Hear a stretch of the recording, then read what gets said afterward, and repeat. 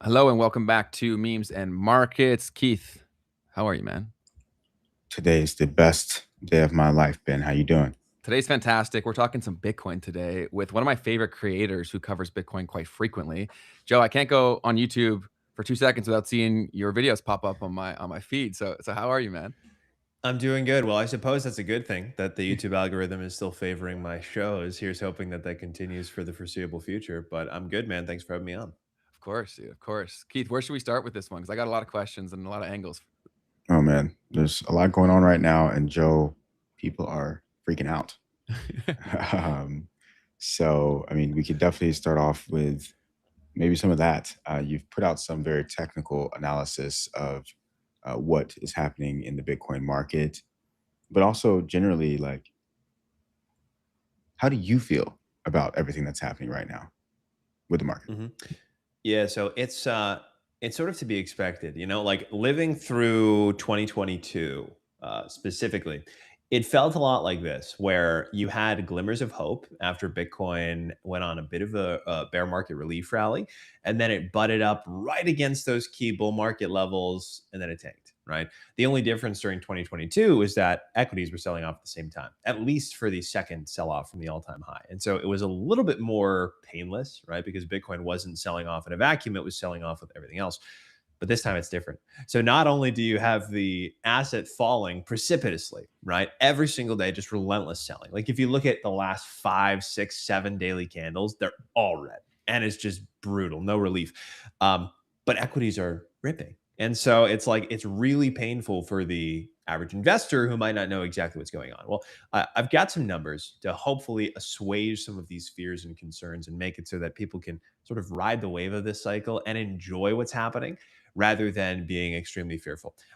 So I suppose like there are a few different factors, like three major factors that are causing Bitcoin to massively underperform.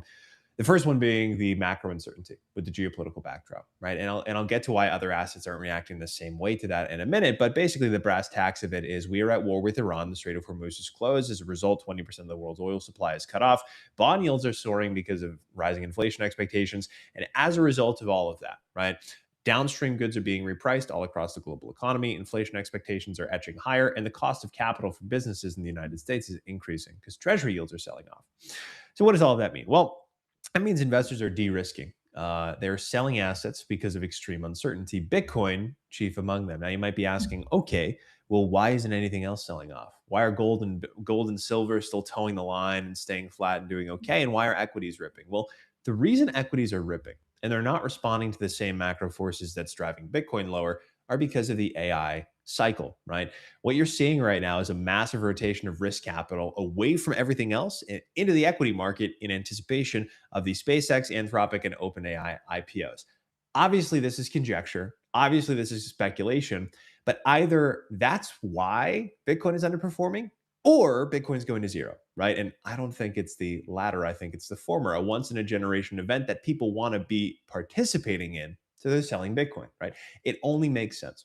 So to give you some sense of scale, SpaceX is targeting $1.77 trillion for their IPO, and that's happening on June 17th. So that's literally happening less than 2 weeks from now.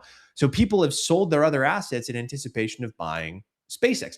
Not only that, but they have also sold their assets to buy ETFs and other wrappers that contain pre-IPO shares of SpaceX, Anthropic, OpenAI, right? So not only are they selling Bitcoin in anticipation of the IPOs, but they're selling Bitcoin to get allocated to the equity market itself in anticipation. So that's why the equity market is doing well. Not to mention Anthropic, right, which is targeting an IPO in Q4, and OpenAI, which is also targeting an IPO in Q4. And if you think about this from an incentives perspective, we're probably going to be looking at very early Q4, if not late Q3 for both, Because both of them want to be the first of the punch, right? Anthropic recently just overtook OpenAI as far as annual recurring revenue is concerned. It's really cornering the market with businesses. OpenAI is sort of falling more into the consumer realm of things. Like the race between these two giants is heating up. And so the incentives are set in such a way where it behooves both of them to get to market first. And so I would actually anticipate both of them IPOing ahead of Q4. But regardless, all three of these IPOs combined is worth roughly, they're targeting $3.77 trillion. So for context, right now, as we're filming this, Bitcoin is only $1.27 trillion. So SpaceX alone is 138% of Bitcoin size. Anthropic alone is 78% of Bitcoin size. Same thing with OpenAI. So combined together, the collective power of these three entities is 295% of Bitcoin size. And so ultimately what you're seeing is you're seeing a sort of a trimming of Bitcoin almost for these AI allocations, right? So whether it's institutional desks, whether it's individual investors, they're trimming their Bitcoin positions, their high beta risk assets to accumulate and get prepared to accumulate these IPOs, right? So you also have the drainage coming from the pre-IPO ETFs, right? Where that investment capital, that risk capital is rotating into the ETFs that hold pre-IPO shares. And the third thing is that you have sort of this algorithmic arbitrage where they're front running the expected liquidity drain on Bitcoin. And so they're shorting Bitcoin. And as a result of that, you're just seeing this down, down, down, down, down, down, down. And it's not fun, right? And also you obviously have some of that in the anticipation of the 4-year cycle rounding out in October and finding a new bottom. So that's reason number two. And then reason number three, I kind of alluded to it at the end of reason number two, is the 4-year cycle, right? Like I was of the opinion that the 4-year cycle was dead. It certainly might be in the event that we don't find a new low before October. We came really close to it last night and we might see it today. I don't know what the price is behind me. It seems to change every 2 seconds now. But it was below 61,000 briefly last night and we bottomed at about 60,000. So like we're really close to finding a new low. And if we do, then the 4-year cycle, chances are it's not broken, right? And so ultimately, you sort of have the macro backdrop, which is influencing everything. The reason stocks aren't responding to it is because of the AI craze. People want to remain allocated to it despite the macro backdrop. But then also from a Bitcoin native perspective, you have people who are selling in anticipation of the 4-year cycle, right? And so essentially, you're creating sort of this self-fulfilling prophecy, even though the halving has a very muted impact on Bitcoin's price, frankly speaking, at this point in time. We are halfway through this current halving cycle and 1 million Bitcoin are already issued. There's sort of a psychological component to it, right? Where if you expect an asset to bottom in October, you're going to sell in advance of October. And every day where price action is negative is a validation of that idea, which drives more people to sell and wait until October to buy back. So those are the three forces that are causing Bitcoin to underperform right now.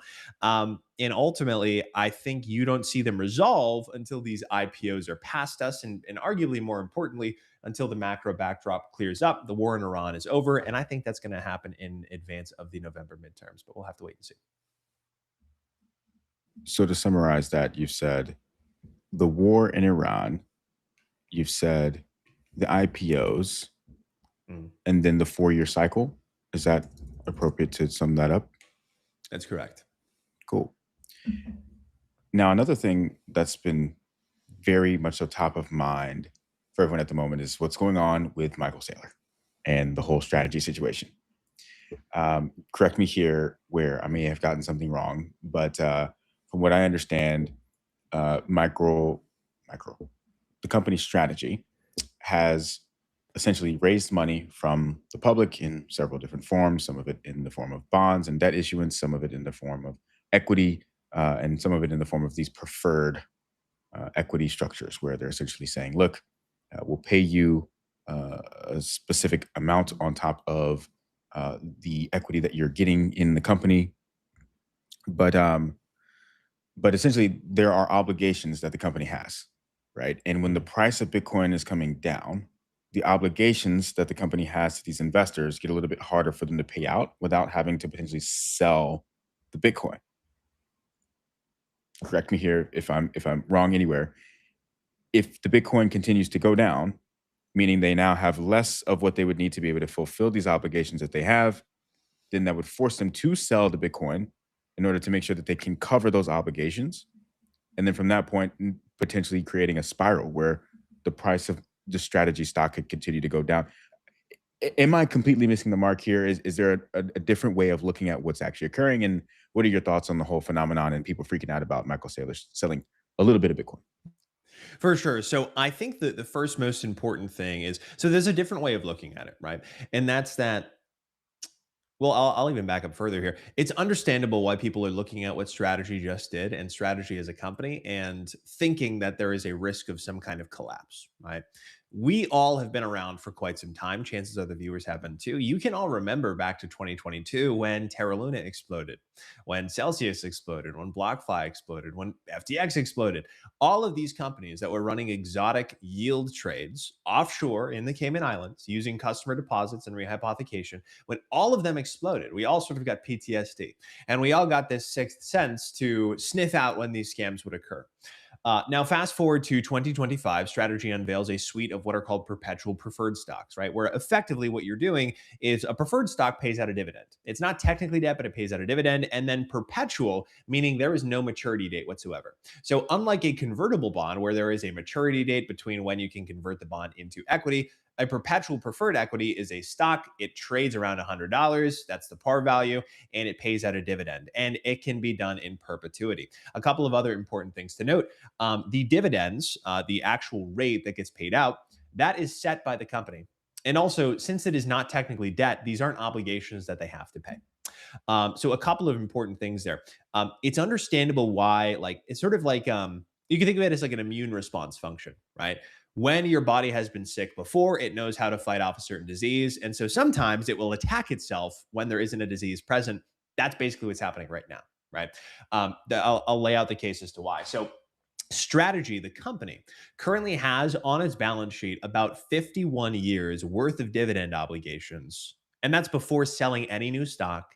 That's before issuing any new perpetual preferreds to pay down existing dividends, which before people say that that sounds like a Ponzi scheme, as Jeff Walton, the chief risk officer at Strive, pointed out, that's literally what every insurance company does. They have a bunch of assets on their balance sheet, just like Strategy does, but instead of selling those assets, they pay out existing claims using new customer payments, right? So if Strategy is a Ponzi scheme, then insurance companies are a Ponzi scheme. We don't need to go down that rabbit hole. The point is, Ponzi schemes don't have 70 years worth of dividend or 50 years worth of dividend coverage between all of their assets, right? So that's number one. The reason that they sold Bitcoin is not because they're desperate. As I mentioned, if they were desperate, right, they would probably be selling a lot more than 32 Bitcoin, right? You'd see them sell hundreds of Bitcoin. 32 Bitcoin sounds like a lot to you and I, but in reality, it's 0.0038% of their Bitcoin, right? Which is, if you take the number one, that's 0.000038 out of one. So if you subtract it, it actually just rounds back up to one. Another way of phrasing this is, if you were a millionaire, if you had $1 million liquid net worth, do you want to know how much this would be equivalent to for you? It's as if you spent $38. If you had $1 million in the bank and $38 came out, right? So you still had $9,999,962, right? So basically nothing. So if they weren't desperate, why on earth did they sell such an infinitesimally small amount of Bitcoin? Well, the reason is quite simple. Strategy has been funding all of their dividends to this point by either selling new MicroStrategy shares, MSTR, or selling new STRC shares, right? The reason they do this is thus. Think about it this way. If you had the ability to borrow at 11.5% to buy an asset with a 4-year compound annual growth rate of 30% forever, would you ever sell the asset that's doing 30% to fund the 11.5% asset? Or would you simply continue selling the 11.5% asset and allowing the 30% to appreciate on your balance sheet? I would choose the former all day long. And so effectively, they've been able to fund dividends without issue to this point by not selling Bitcoin. And the same is true today. In fact, when they chose to sell 32 Bitcoin in their 8K on the exact same page, right? Like, you could be genuinely brain dead. As long as you can read the page, you can see they had $900 million in cash sitting there, right, on their balance sheet. And they also used the MSTR ATM, so sold more Strategy stock, to accumulate a few hundred million more. So then why is it that they sold only $2.5 million worth of Bitcoin to fund a dividend if they had plenty of cash on the side to fund the dividend too? Well, it tells you they didn't do it out of desperation. They did it intentionally, right? They even said, we sold 32 Bitcoin to fund a preferred dividend. Well, why did they do that? Why did they do it if they didn't have to? Why would they sell any Bitcoin? Well, Michael Saylor and Fong Li, the president and CEO of MicroStrategy, respectively, have been going out doing a roadshow over the last month saying that they intend to sell Bitcoin to, quote, inoculate the market. Well, what does that mean? Well, you guys both know that in Bitcoin, every single cycle, we have had what I call sacred cows, right? So the sacred cow of last cycle was that Bitcoin can never fall below its prior cycle's all-time high. It can never happen, right? And then it did. We slayed that narrative, and Bitcoin was allowed to mature beyond that point. There are numerous other narratives throughout time that have happened. The narrative of this cycle is that strategy can never sell their Bitcoin. And if they do, the market's going to collapse. Well, the reason they did it, number one, was to slay that dragon, to slay that narrative, right? I just went on a long explanation about why they didn't need to sell their Bitcoin, but they did it deliberately to what they call inoculate the market, basically showcasing to the market, to investors, that they can sell Bitcoin and priming them for a future where they might continue to sell Bitcoin, not out of desperation, but out of a decision. So then it becomes the question of, okay, if they can do this trade forever, why would they sell Bitcoin? Sure, letting the market know that you can do it is one thing, but why do it in the first place? Why care about the market's perception of it? Well, the bigger picture here is the actual reason they did it was to appease S&P Global. What's S&P Global and why do they matter? Well, I promise this is the last leg of my explanation, and then I'll get to why this is actually a really good development for Bitcoin. So S&P Global is one of the main rating agencies for corporate bonds.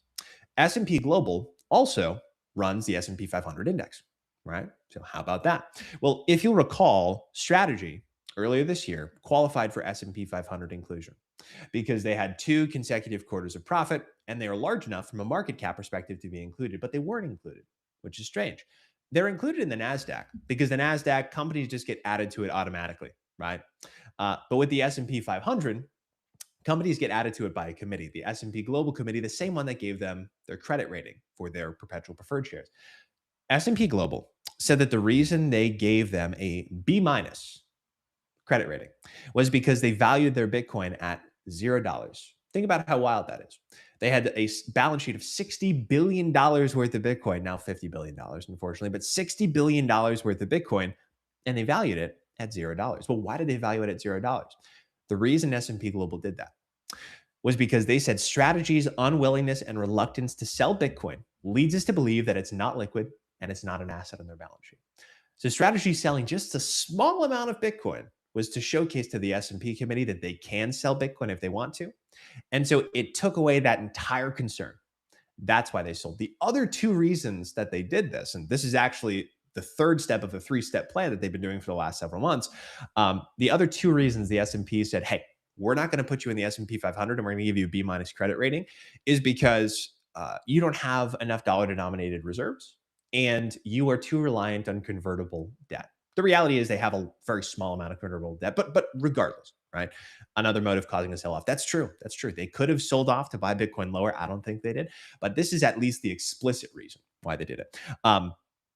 So what have they done over the last month and a half? Well, they established a US dollar reserve. So that's point number 1, taken down.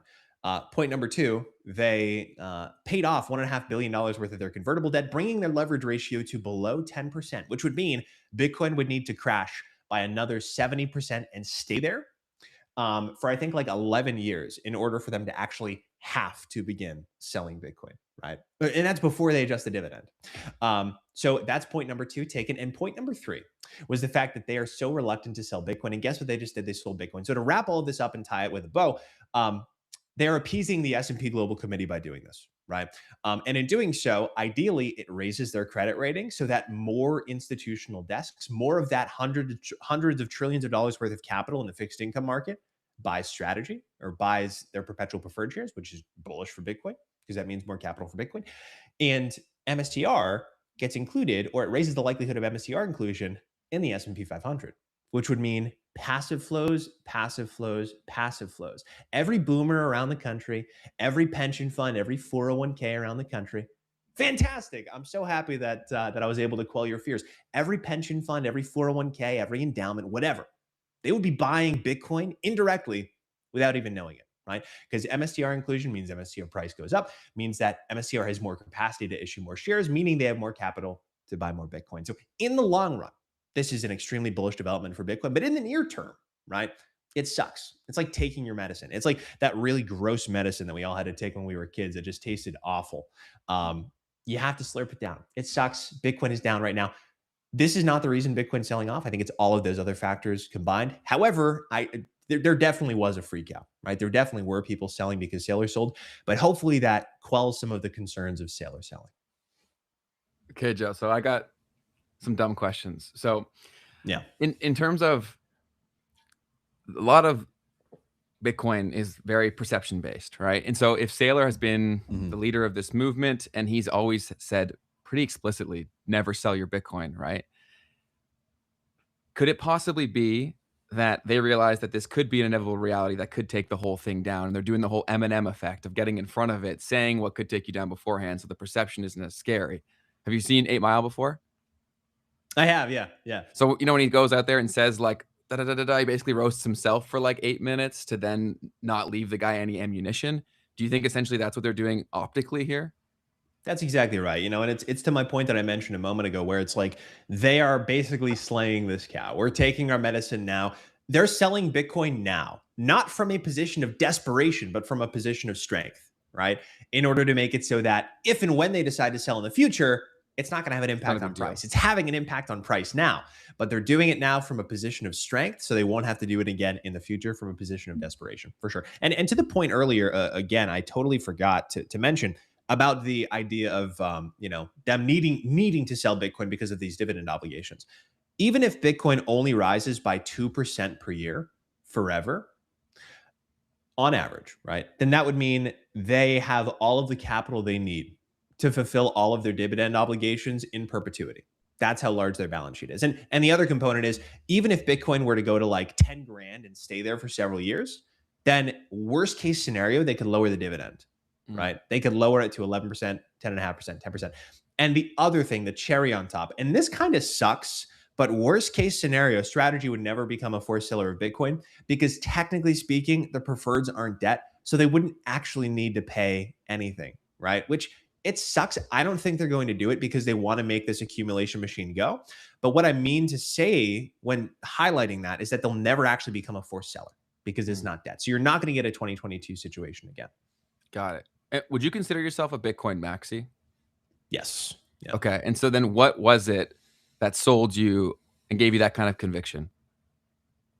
Yeah, it's interesting because a lot of people came to become Bitcoin maximalists by buying other tokens and then getting burned and then coming into Bitcoin. But I actually had a bit of a different route. I came into markets first when I was in college, and then COVID hit and I became extremely distrustful toward higher authority because I was a freshman. It was spring break. They sent me home with an overnight bag. I couldn't even come back to get my clothes or my computer. So immediately they like gave me this massive skepticism toward authority because of what they had done. And so I was already like moving closer toward that sort of mentality that's required of a lot of Bitcoiners, or that is inherent in a lot of Bitcoiners. And then basically, like, obviously every asset sold off. I was studying markets. And all of a sudden, I decided to run a contracting company that summer in college, summer of 2020. I had a ton of money for an 18-year-old kid. And my friend had told me about Bitcoin. This was just before it went from like 9K or 10K up to 64K on that massive run. And so I thought, all right, I'm going to ape most of my money that I earned over the summer into this thing. Phenomenal idea. So like I had sort of the psychological primer for Bitcoin, and then I came in for like the number go up technology. And then once that had happened, I had begun thinking, okay, like this is really intriguing, right? How does this fit into the rest of the global macro landscape? How is this asset treated? And is it treated correctly based on its monetary properties? Or is there an asymmetric upside to be had here over the next 10, 15, 20, 30, 50 years as the market comes around to find out what this is? And so for me, it's not so much that I came into Bitcoin from, and not crypto from an antagonistic perspective. It's simply that Bitcoin was the asset that I had learned about first. It's the asset that intrigued me first. And then also, like, as I built my conviction around Bitcoin and began studying it more and how it fit into everything, I came to realize that like the ratio of basically all of these other assets relative to Bitcoin haven't made new all-time highs largely, right, in several years, if not like close to a decade. And so that told me like, hey, the market is clearly voting like the primary utility of blockchain, right, is storing value across time and space and provable ownership of that value, right? Like absolute scarcity is sort of the killer app. And it wasn't like me arriving to that conclusion because like I have something against everything else. It was simply me arriving at that conclusion because of what the market was telling me. All of these other ratios relative to Bitcoin. You know, one of my mentors in markets, Nick Bhatia, the author of Layered Money, gentleman that I used to work with over at the Bitcoin layer, he always said like price is truth. And not price is truth in the sense that the way markets are pricing things is the truth. Like obviously, if that was the case, then Bitcoin would trade like a tech stock forever. There are informational asymmetries to be had. But what he meant was that like when the chart is telling you something, and then it tells you that again, the same thing the next year and the same thing the next year, like chances, that's just the market telling you what it thinks, right? And so right now, at this point in time, 2026, the market is telling us that the only major utility, or at least the most valuable utility out of all of these tokens, is absolute scarcity to store value across time and space with provable ownership. That might change in the future, right? But for the time being, that's the case.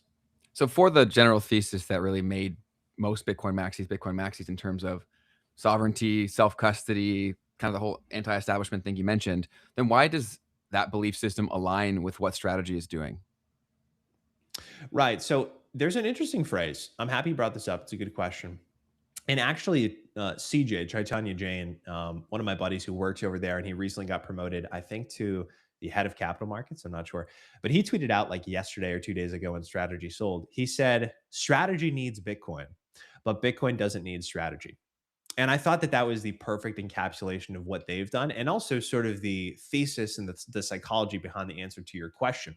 It's that what strategy is doing isn't necessarily antithetical to Bitcoin, because strategy is the entity that needs Bitcoin, right? Bitcoin doesn't need the US government to pump its bags. Bitcoin is going to rise because the US government can't stop printing money.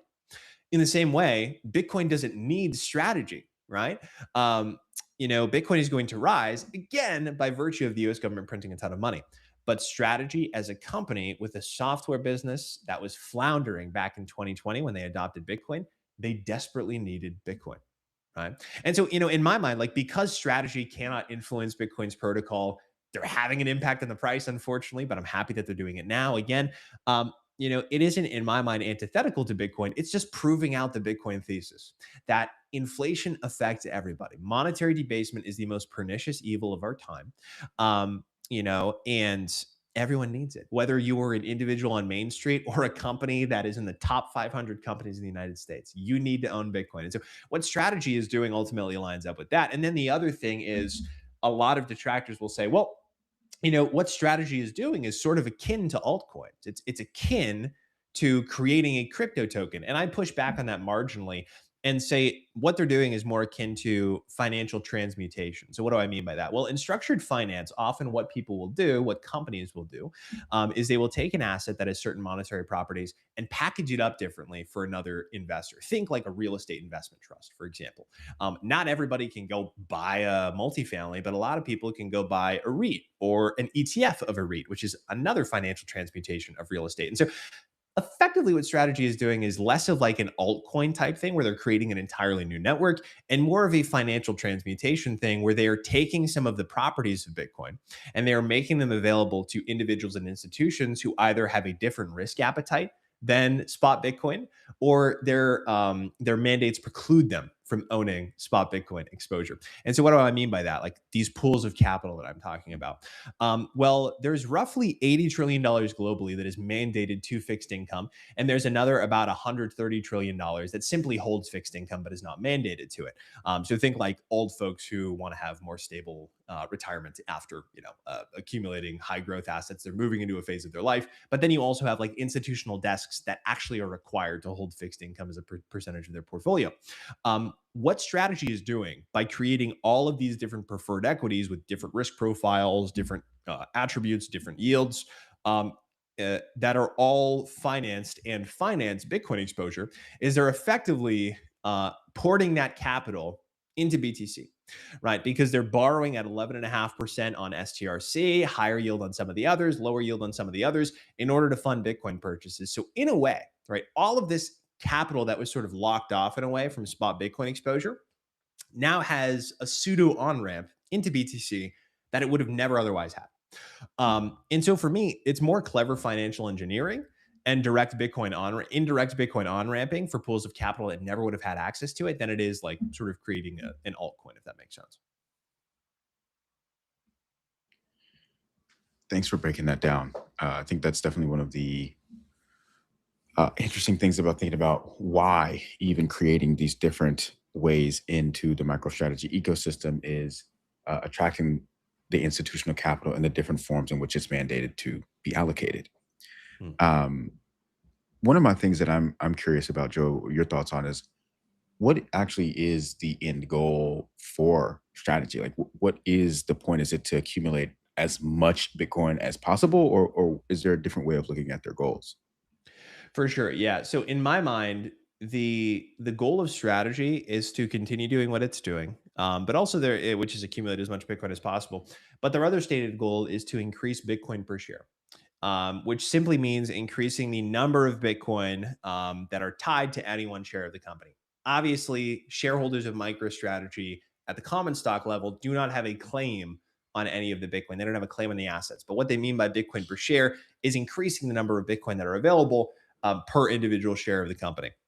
And there are a number of ways, there are a number of levers that they can use in order to achieve that end. Number one, and the easiest and most simple to understand, is selling shares of MicroStrategy in order to purchase Bitcoin, right? That increases Bitcoin per share. Another way of doing it is doing share buybacks, right? So whether they take some high cost basis Bitcoin and then sell it for tax loss harvesting purposes and then buy Bitcoin immediately again, which is what they did in 2022. This actually isn't the first time strategy sold. They actually sold 781 Bitcoin, more than 10x, almost 20x what they did in 2026, 4 years ago. But besides the point, they used those gains from tax loss harvesting in order to buy Bitcoin at a lower price. They literally sold and bought back a few days later, and that increased Bitcoin per share. They could do the same thing if they feel their equity is very undervalued, to buy back shares of their equity to increase Bitcoin per share. And they can do the same thing by issuing shares of preferred stock in order to buy Bitcoin, thus increasing their Bitcoin per share. So that's sort of their stated goal. In my mind, like, how big can this get? What's their end game? It's tough to say, right? I don't think that I think before they have said that like their goal is to get to one Nakamoto or one Satoshi. I think it's called a Nakamoto. Nobody's ever achieved it apart from Satoshi. So the name is very apt. And that's owning 1 million Bitcoin. They're very close to it. They own like 843 something, minus 32. And so they're quite close to achieving that 1 million Bitcoin milestone. And then, as far as I know, like after that, I don't know. Who knows? Will they continue buying? Potentially. But we'll have to wait and see. I think, Saylor's a smart guy. There's probably a part of him that thinks, if we control more than 5% of this market, which is roughly around where 1 million would be, then, investors may have concerns over, the long-term sustainability of that, right? So he may be thinking like that. But in my mind, like 1 million is their near-term goal. After that, who knows? So something that's come up recently, I was having some conversations with someone last night actually about this idea that what if what Michael Saylor is doing is competitive to one of the largest financial institutions in the world? I want to get your opinion on this, Joe. Bitcoin ETFs are now BlackRock's top revenue source. As of January 2024, they launched the product. They've reached $70 billion in assets for the IBIT ETF, and in record time has generated hundreds of millions of dollars in fees. Is what Michael Saylor is doing, is he competing with BlackRock to get more Bitcoin as in under management in a sense? That's a really, really good question. Like I love putting the tinfoil hat on. This is like half tinfoil hat. This isn't like conspiracy theory stuff, but it's an interesting theory. It's actually really cool. Strategy surpassed BlackRock in terms of their Bitcoin holdings about, I want to say, a month and a half ago, which is really cool. So BlackRock owns about 780,000 Bitcoin on behalf of their clients. Strategy now holds 840, if I have my numbers correct, 840K. I think BlackRock probably holds less now because of the recent sell-off.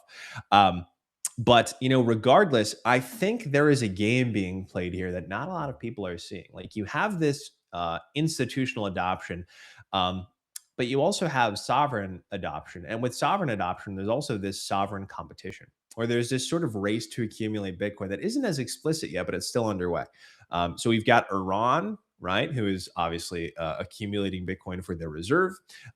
They've also launched a number of Bitcoin-related products, if you will, in order to skirt around using the US dollar as a means of trade settlement, rather. You also have a number of other nations who are going to be looking at Iran and saying, hey, if this is successful, we might be adopting Bitcoin as well. Think about Russia in 2021. They had billions of dollars worth of US treasuries stolen from them and frozen. And more recently, Iran had its USDT, its Tether, frozen as well. So the only neutral reserve asset for an increasingly trustless and distrustful and fractured world order is very clearly Bitcoin, especially one that has a high frequency and high volume of trade. You can't really do that with gold, but you can do it with Bitcoin without fear of it being seized. So on the sovereign side, that's what's happening. But also on the institutional side, the same thing is sort of arguably at play, which is what you bring up, Keith, which is that, BlackRock just got surpassed by Strategy in terms of buying Bitcoin. It makes a lot of sense to me that Strategy would want to own more Bitcoin than BlackRock sooner than later, right? Because it's sort of the same dynamic at play with the sovereigns. With the sovereigns, they are sort of racing to accumulate Bitcoin. The United States is in amidst all of this, talking about the American Reserves Modernization Act, talking about buying 200,000 Bitcoin for 5 years. The reason they're doing that is because Bitcoin, all of a sudden, with what happened in Iran, is of immense geopolitical importance. I'm happy that you see the game, right? And so what's happening with BlackRock and Strategy is that in the same way that the US is trying to accumulate Bitcoin before other nations do to make it prohibitively expensive, BlackRock or Strategy is arguably doing the same thing with BlackRock. That said, for one, BlackRock is only accumulating Bitcoin on behalf of their clients, right? It's hugely profitable for them, but they're not actually owning the Bitcoin itself. They hold on to it, but the clients are the ones who own it. They're simply custodying it on their behalf, right? Number two is that, in my mind, they're sort of serving different areas of the market. All right. So Strategy, as I mentioned, with their perpetual preferred equities, are sort of serving the fixed income, retiree, more institutional side of the market who wants that fixed income exposure or needs it. Whereas BlackRock is serving the corner of the market that wants the high growth spot Bitcoin exposure, but doesn't have a means of accessing it, right? Whether that capital is trapped in a Roth IRA or a 401k, and they don't want to sell and buy spot Bitcoin or what have you. So I think at the margin, yeah, there definitely is a race going on. But I'm not sure what BlackRock can really do to win it, because the only way they buy Bitcoin is when their clients decide to buy it. So Strategy in that way sort of has an advantage. And I think they'll achieve that 1 million Bitcoin milestone before BlackRock does. So to put the tinfoil hat fully on, Yeah. The rest of the conversation that I was having last night with someone was this idea that, imagine BlackRock or the financial industrial complex, as Simon Dixon might even lay it out. They have technically unlimited access to capital to some degree. What if they were using some of their capital from other sources as a way to use all of these derivatives products that they could to basically create shorting and selling pressure on the price of Bitcoin as a way to basically at some point force Michael Saylor into being liquidated and going into bankruptcy by keeping the price of Bitcoin below a certain amount or just suppressing the price of the entire market? What do you think about that? Now, that's an interesting theory. That's an interesting theory, Keith. But what I'll say is, well, actually two things. So for one, BlackRock has all this Bitcoin on behalf of their clients. However, we also know that their on-chain holdings are fully observable. All of them, I think 99% of them have been tagged by Arkham online. So you can go arkhamintelligence.com, look at all their holdings. And so because of that, we would be able to know if those coins are being rehypothecated elsewhere and being sold short, and thus creating either negative pressure on Bitcoin's price or a neutral pressure. So we would know, and thankfully they aren't. Also, you have to think too, these games could be played with like the FTXs of yore, the Celsiuses of yore. They're located offshore. I didn't mean to rhyme. but they're located offshore, and they're not regulated by U.S. institutions. They're not regulated by the SEC, and so they could play these games of rehypothecation, short selling, running delta neutral strategies to suppress the price, create paper Bitcoin. But because of the rigorous auditing involved, right, to launch anything in the United States as far as public equities are concerned, let alone BlackRock doing it, not just from an on-chain perspective, but from the TradFi perspective I just mentioned, like it would be near impossible for them to run that game. Smaller shops, of course, like we saw with Jane Street, they don't have any public equities, right? And they were running that 10 a.m. slam algorithm, selling Bitcoin short every single day. But then as soon as law enforcement cracked down, that stopped. Right. So that's sort of out of the way. I don't doubt that there are folks suppressing Bitcoin's price, but I don't think it's BlackRock. And then to the other point about trying to liquidate strategy. So this is one of the narratives that I hear really often. And like people in my comment section were saying like, oh my gosh, this is the end, guys. Strategies, they sold 32. It's over. They're going to sell the other 840K next week. The reality is Strategy just bought back $1.5 billion of its convertible debt last week. Chances are on Monday, they're going to buy a huge fat stack of Bitcoin. I wouldn't be surprised if they did, right? To sort of quell all of the narratives that they're in desperation, even if they don't, whatever. The point being, they actually have very little debt on their balance sheet. You can actually go to strategy.com and then it's literally their balance sheet. You can see it right then and there. And you can see how much convertible debt they have relative to their assets. Right now, I think their leverage ratio is like 11%, 12%, 13%.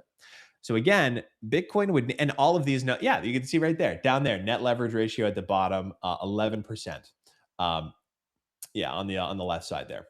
Yeah, so 11%, which would mean Bitcoin would need to crash by about 90% and then stay there until all of their debt comes due in order for them to have to sell any Bitcoin, right?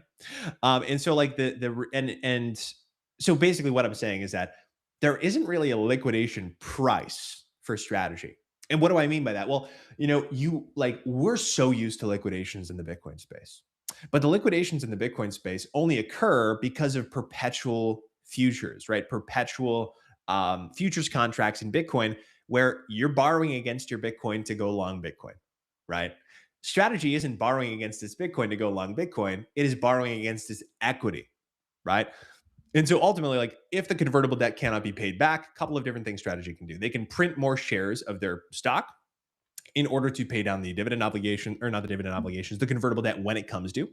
And if worst comes to worst, absolute worst case scenario, they could sell some Bitcoin in order to fund it, right? But the reality is they're actively working on reducing their leverage. It's at an 11% ratio right now. So like there isn't really a Strategy liquidation price for Bitcoin because none of their debt is backed by Bitcoin. It's backed by the assets of the company itself, including all of the shares of common stock that they could sell, if that makes sense. Very well said. Now, to be fair, if the debt is backed by MicroStrategy equity, if Bitcoin comes down and the shares of MicroStrategy then trade lower, then there could still be a point in which that would be a problem, correct? Certainly, yeah. And ultimately, what I like to say, you're absolutely right. What I like to say is that not only because their leverage ratio is so low, but also because they are reliant on preferred shares as far as funding instead of their debt. The risks to Strategy needing to sell their Bitcoin are the exact same risks to just holding Bitcoin, which is that Bitcoin drops 90% and stays there.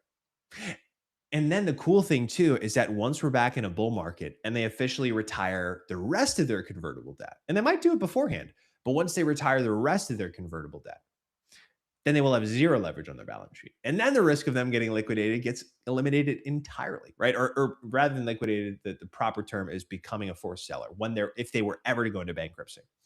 And so that's even more bullish. So basically, like what I'm saying is, as long as Bitcoin can make it out of the woods for this bear market without crashing to $16,000 and then staying there until 2029, which is when their next tranche of convertible debt comes due, then we're good. So as long as your base case as a viewer is that Bitcoin will not crash to 16K and stay there for 3 years, we're chilling. Super fair. Speaking on that, Peter Schiff came out not too long ago and actually made some statements about what he thinks about the price of Bitcoin will be in the near future. I'm going to play a clip for everybody here real quick. It's going to be that new people stop buying. And then as the price really starts to fall, maybe, I don't think the true believers, the hardcore Bitcoiners, they're not going to be phased by Bitcoin going from 60,000 to 40,000, right? They've seen that before, been there, done that, right? Bitcoin always comes back. That may not be the case for the people who just bought into the Bitcoin ETFs. I think they're going to be the first ones out, right? They were the last ones in. They're going to be the first ones out. They're not long-term hodlers, even if they bought the one with the symbol hodl. They're traders, I think. I mean, if they were real Bitcoin people, they would have bought years ago. They wouldn't have waited for an ETF.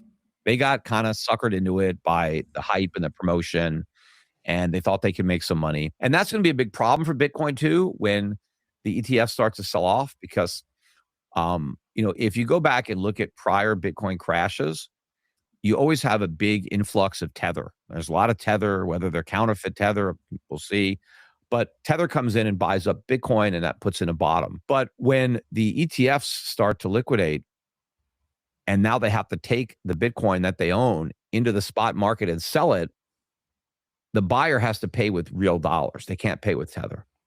And there may not be enough of those that want to buy Bitcoin. And so I think that the next Bitcoin crash is going to be pretty big, because I think it's going to start in the ETFs, and it's going to exacerbate the decline when you have all these market orders. Sell me Bitcoin at the market, whatever the price is. No limits. Just get me out by the end of the day.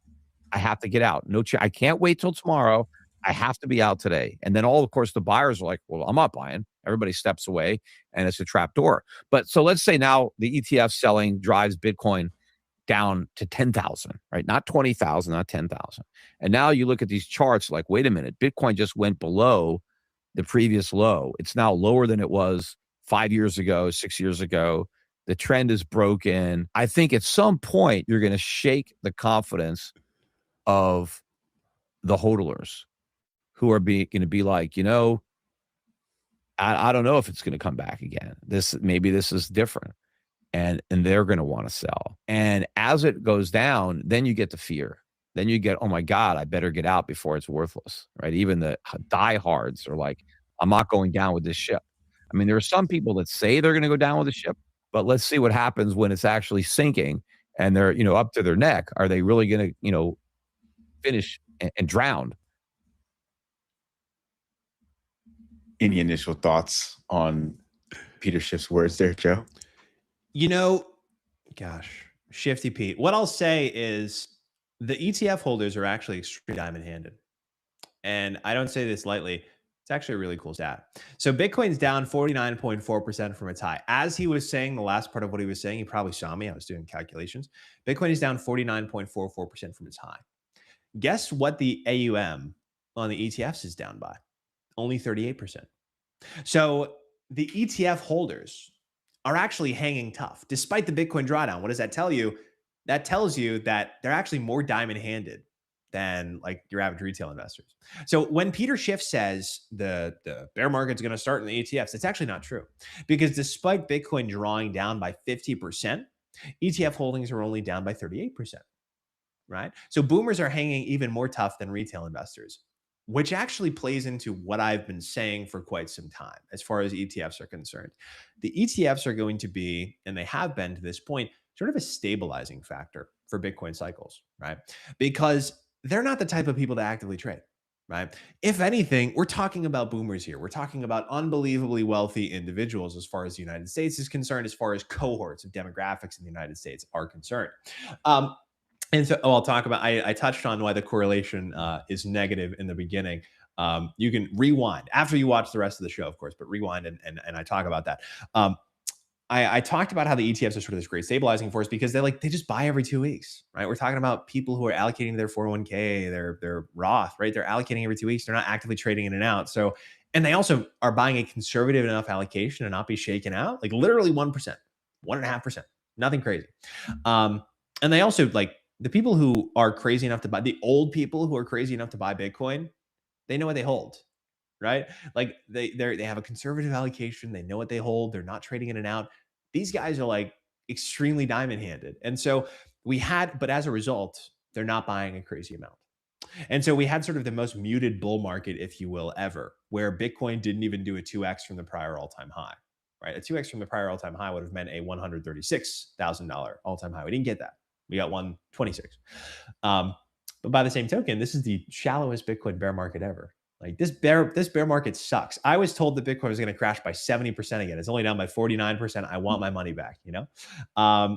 It was down by like 51% when we hit, or like 52% when we hit 60K back in February. But regardless, from a percentage standpoint, it's sort of like muting the Bitcoin cycle. So anyway, all that is to say, the data shows that the ETF holders are diamond-handed. So if Bitcoin does go to zero, chances are it's not going to come from reflexive selling on behalf of the ETF holders. So Peter Schiff is incorrect. If anything, right, even just speaking anecdotally as well, just moving away from the data, which already solidifies the argument, just speaking anecdotally, I think a lot of financial advisors who I'm friends with who spend a lot of time on golf courses with 55, 60, 65, 70-year-olds, like all of them are saying, wow, Bitcoin's down. Now's the time to buy, huh? Like they're not saying Bitcoin's over. Like they're actually extremely sophisticated individuals. For as smart as we think we are, right? The old heads who are sitting on $10 million liquid waiting to jump into the next opportunity are pretty bright. Like the guy who ran that plumbing business and now owns 2 homes, one up north for skiing and one down south for when it gets cold in the winter, too cold in the winter, and has like $10 million liquid. They're actually pretty bright. So all that is to say, Peter Schiff's wrong on this one. He's wrong on a lot of things. But he's especially wrong on this one. And when Bitcoin hits a new all-time high, I don't think he's going to change his tune. Honestly, like there's a theory, putting the tinfoil hat back on, there's a theory that Peter Schiff actually owns a sizable amount of Bitcoin.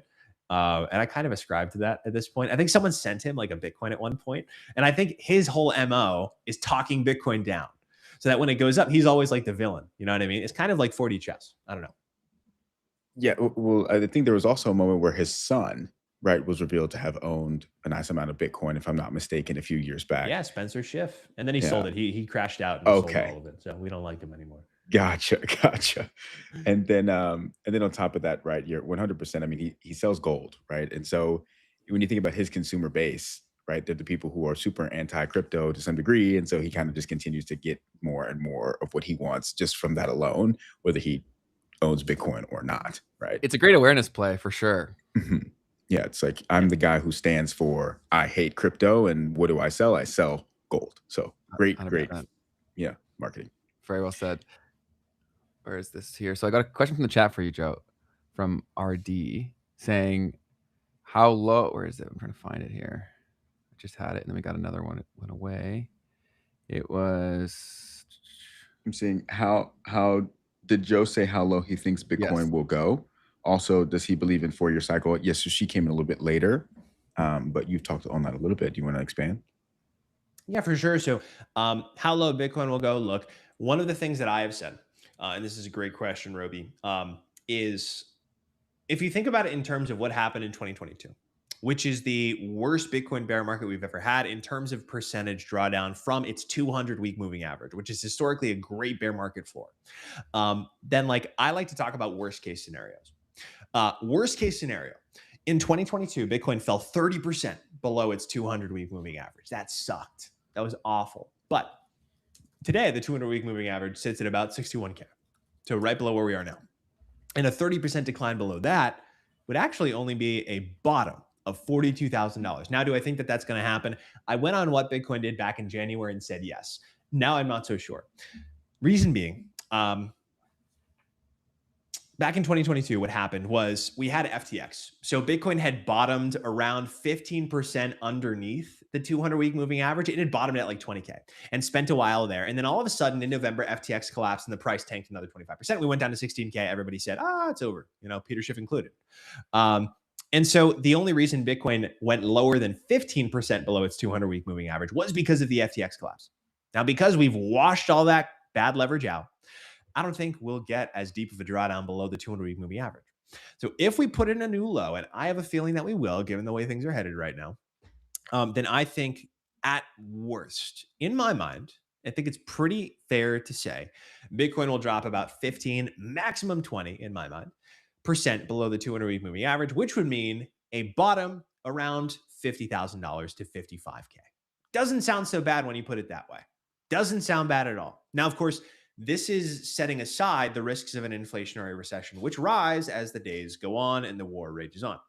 If we get that, we might have a correlation to one event, which would be similar to the final FTX capitulation shakeout in 2022, where we do go down to 42K, but I don't view that as a possibility. So I would be looking at the $50,000 to $55,000 zone, not financial advice. That's what I call, for this cycle at least, the second mortgage zone. That's when you want to sell your chairs. That's when you want to sell a kidney, so on and so forth. That's awesome, man. One question that I want to ask you on, as someone who makes content focusing on Bitcoin, what are your viewership numbers in terms of age? Like, how old are the people that are typically watching your content? It's a good question. Let me pull up my YouTube studio and I'll answer that question. I think it's actually a little bit older, which I'm happy about, because the way that I present my content, obviously these days on YouTube, you got to do a little bit of clickbaiting. And so my thumbnails, big clickbaity, my titles, big clickbaity. But it's like, if the videos weren't good, by the grace of God, thank God, then nobody would watch and I wouldn't be growing. So, all glory to God. But the audience itself, let me pull up the demographics, is actually a little bit older. Let me see. Okay, so yeah, the biggest demographic for me is actually 45 to 54. Interesting. So it's a bit of a right skew. So we've got 28% 45 to 54, 22% 35 to 44, only 21.6% 25 to 34. So that's what I was going to ask. It does seem like younger people aren't that into Bitcoin, which is shocking to me. And especially the lower you go, it seems like the interest is less and less and less. Why do you think that's the case? Yeah, I think that it's a great question. I think because they've been burned in cycles prior by a lot of the other non-Bitcoin related assets. And that's not to dog on anything else, but like, did you guys see the reactions to the Coinbase commercial, the Coinbase Super Bowl commercial? Like, everybody was singing along, and then there was a viral video where it's like at the very end, the Coinbase logo came up, and then they were like, ah, and they were like throwing stuff at the screen. I think it's just the fact that, like, a lot of these kids were just getting out of high school, just getting out of college. That's what they threw a lot of money into. And they thought, because of unit bias, they thought, oh, Bitcoin's too expensive, I'm going to buy, I don't know, Doge or whatever. And then they got burned by it. And so I think that's component number one. But component number two is, because a lot of activity, specifically among young people involved in crypto, not related to Bitcoin, was sort of like gambling. They've moved on to more efficient forms of gambling, like Polymarket and Kalshi, which is disgusting. It's really unfortunate too, because I had spoken with Tarek Mansour like 2 or 3 years ago, and he and I were texting back and forth when they first launched Kalshi, and he was like, "Hey man, check this out. You can bet on like what the Fed's going to do." And I'm like, "Oh, that's actually really cool," because as an individual retail investor, you can't have access to the other major tools. I can't buy overnight index swaps to bet on what the Fed's going to do, but I can open up Kalshi and do it. And then before you know it, 4 years later, they're a full-blown gambling platform, right? Mhm. So it's gross to see, but I think it's just because of the proliferation of that. I no longer need to gamble in crypto. I can now gamble in this other stuff. So I think that's what it has to do with. I think you nailed that. I think that's 100% right. And then it also, it raises the bigger problem, which is an information gap. Like, how do you think that gets resolved? Yeah, I mean, I think, like, number one, gambling awareness is huge. So trying to thank you, Roby. I appreciate it. Welcome to the channel.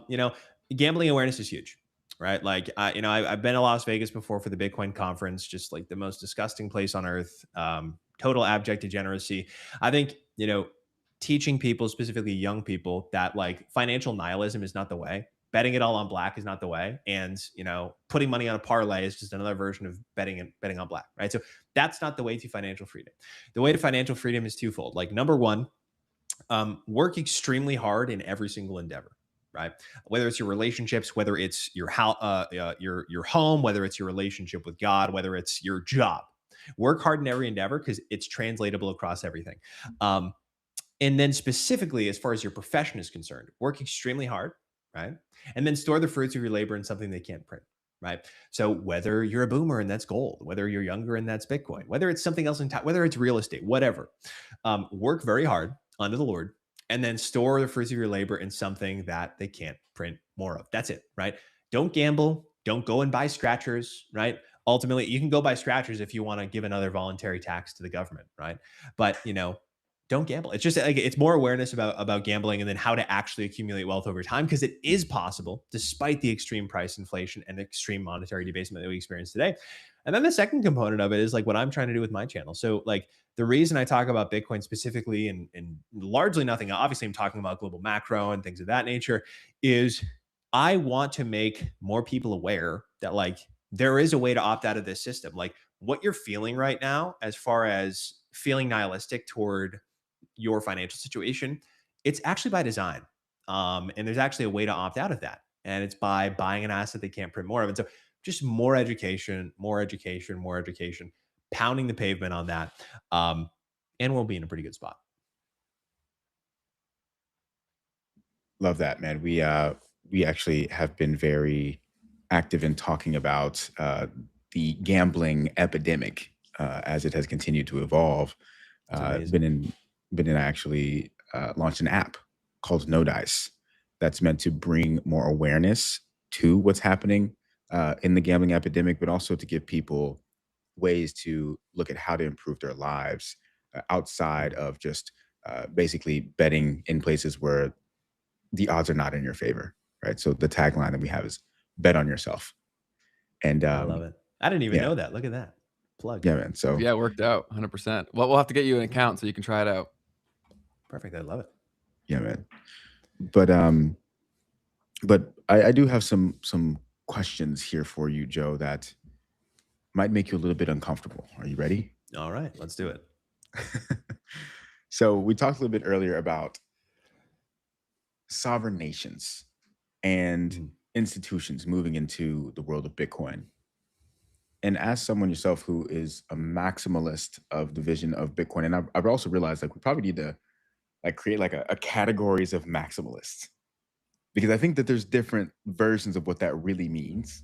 But I'm curious as to your thoughts on the US going out and acquiring Bitcoin, Russia, China, all of them racing potentially to acquire Bitcoin, and all these institutions getting into the game. Does that push the world into a better place? Or is that negative and against the ethos of Bitcoin and Bitcoin maximalism? That's Keith, that's a really great question. And in my mind, it just plays back into what I had spoken about earlier when we talked about this as it pertains to strategy.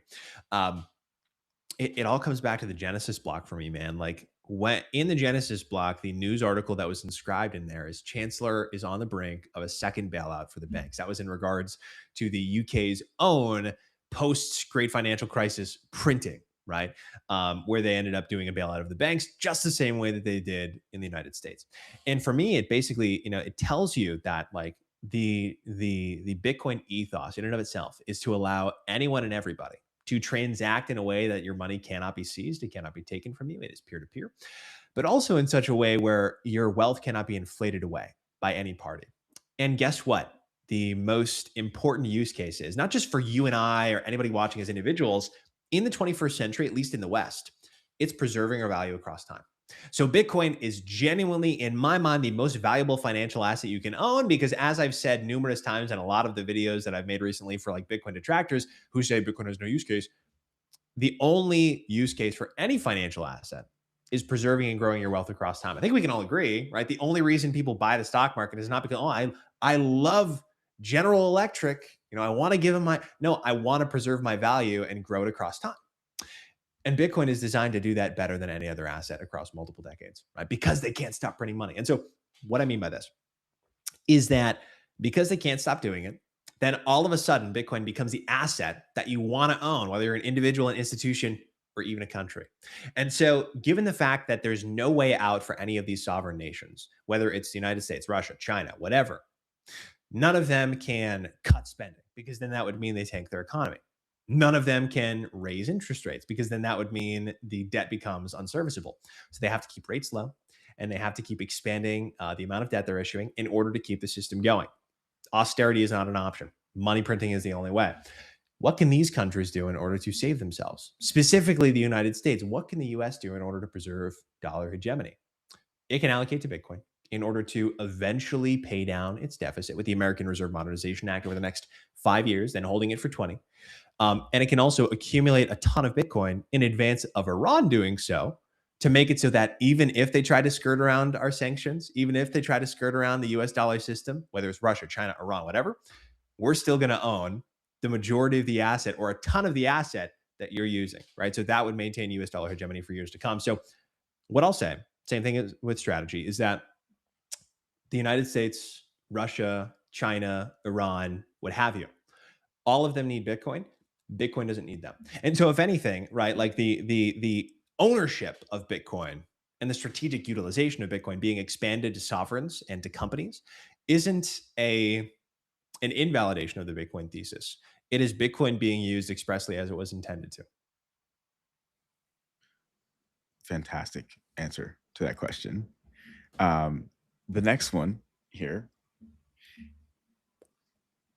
Does everything outside of Bitcoin, all these crazy crypto coins, all the meme coins, all the altcoins, do they all go to zero against Bitcoin? Yeah, that's a good question. I don't know if all of them go to zero against Bitcoin. And I don't know if all of them, I'll say the same sentence twice, but with a different inflection. I don't know if all of them go to zero against Bitcoin. And I also don't know if all of them go to zero against Bitcoin, different inflection, but I think that, it's sort of what we'll have to wait and see, right? It's like something could come around that proves to have an extreme amount of utility, like Hyperliquid, for example, right? Hyperliquid is proven to be hugely useful. Like it's blowing up because now people can trade stocks 24/7, 365.